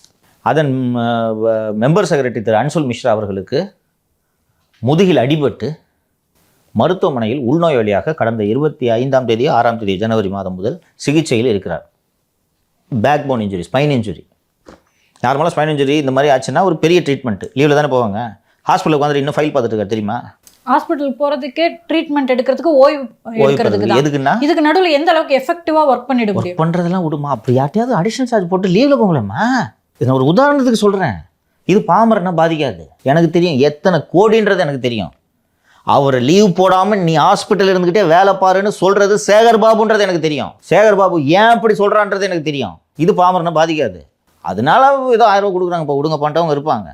ஆனால் இவ்வளவு நடக்கிறது எனக்கு தெரிந்ததால் இந்த ஆட்சி மாற்றம் வேண்டும் என்கிறேன். உலகத்தில் எங்கேயாவது சிஎம் குடும்பம் மினரல் வாட்டர் பிஸ்னஸ் பண்ணி கேள்விப்பட்டீங்களா? நீங்கள் மினரல் வாட்டர் பிஸ்னஸ் பண்ணலாம், தவறு இல்லை. அரசு நிறுவனங்கள் தண்ணி வாங்கினாலே அக்வாஃபினா வாங்கக்கூடாது, கின்லே வாங்கக்கூடாது, வேறு எந்த பிஸ்லரி வாங்கக்கூடாது, ஸ்ப்ரிங்கு தான் வாங்கணும்னு கட்டாயப்படுத்துறீங்களா இல்லையா? ஒட்டுமொத்த சினிமா துறையை ஒரு குடும்பம் கண்ட்ரோல் பண்ணதா இல்லையா? அதுக்காக தான் இந்த ஆட்சி போகணுன்றேன். அதுக்காக தான் எதிர்கட்சி பலமாகணும்னு சொல்கிறேன் நான்.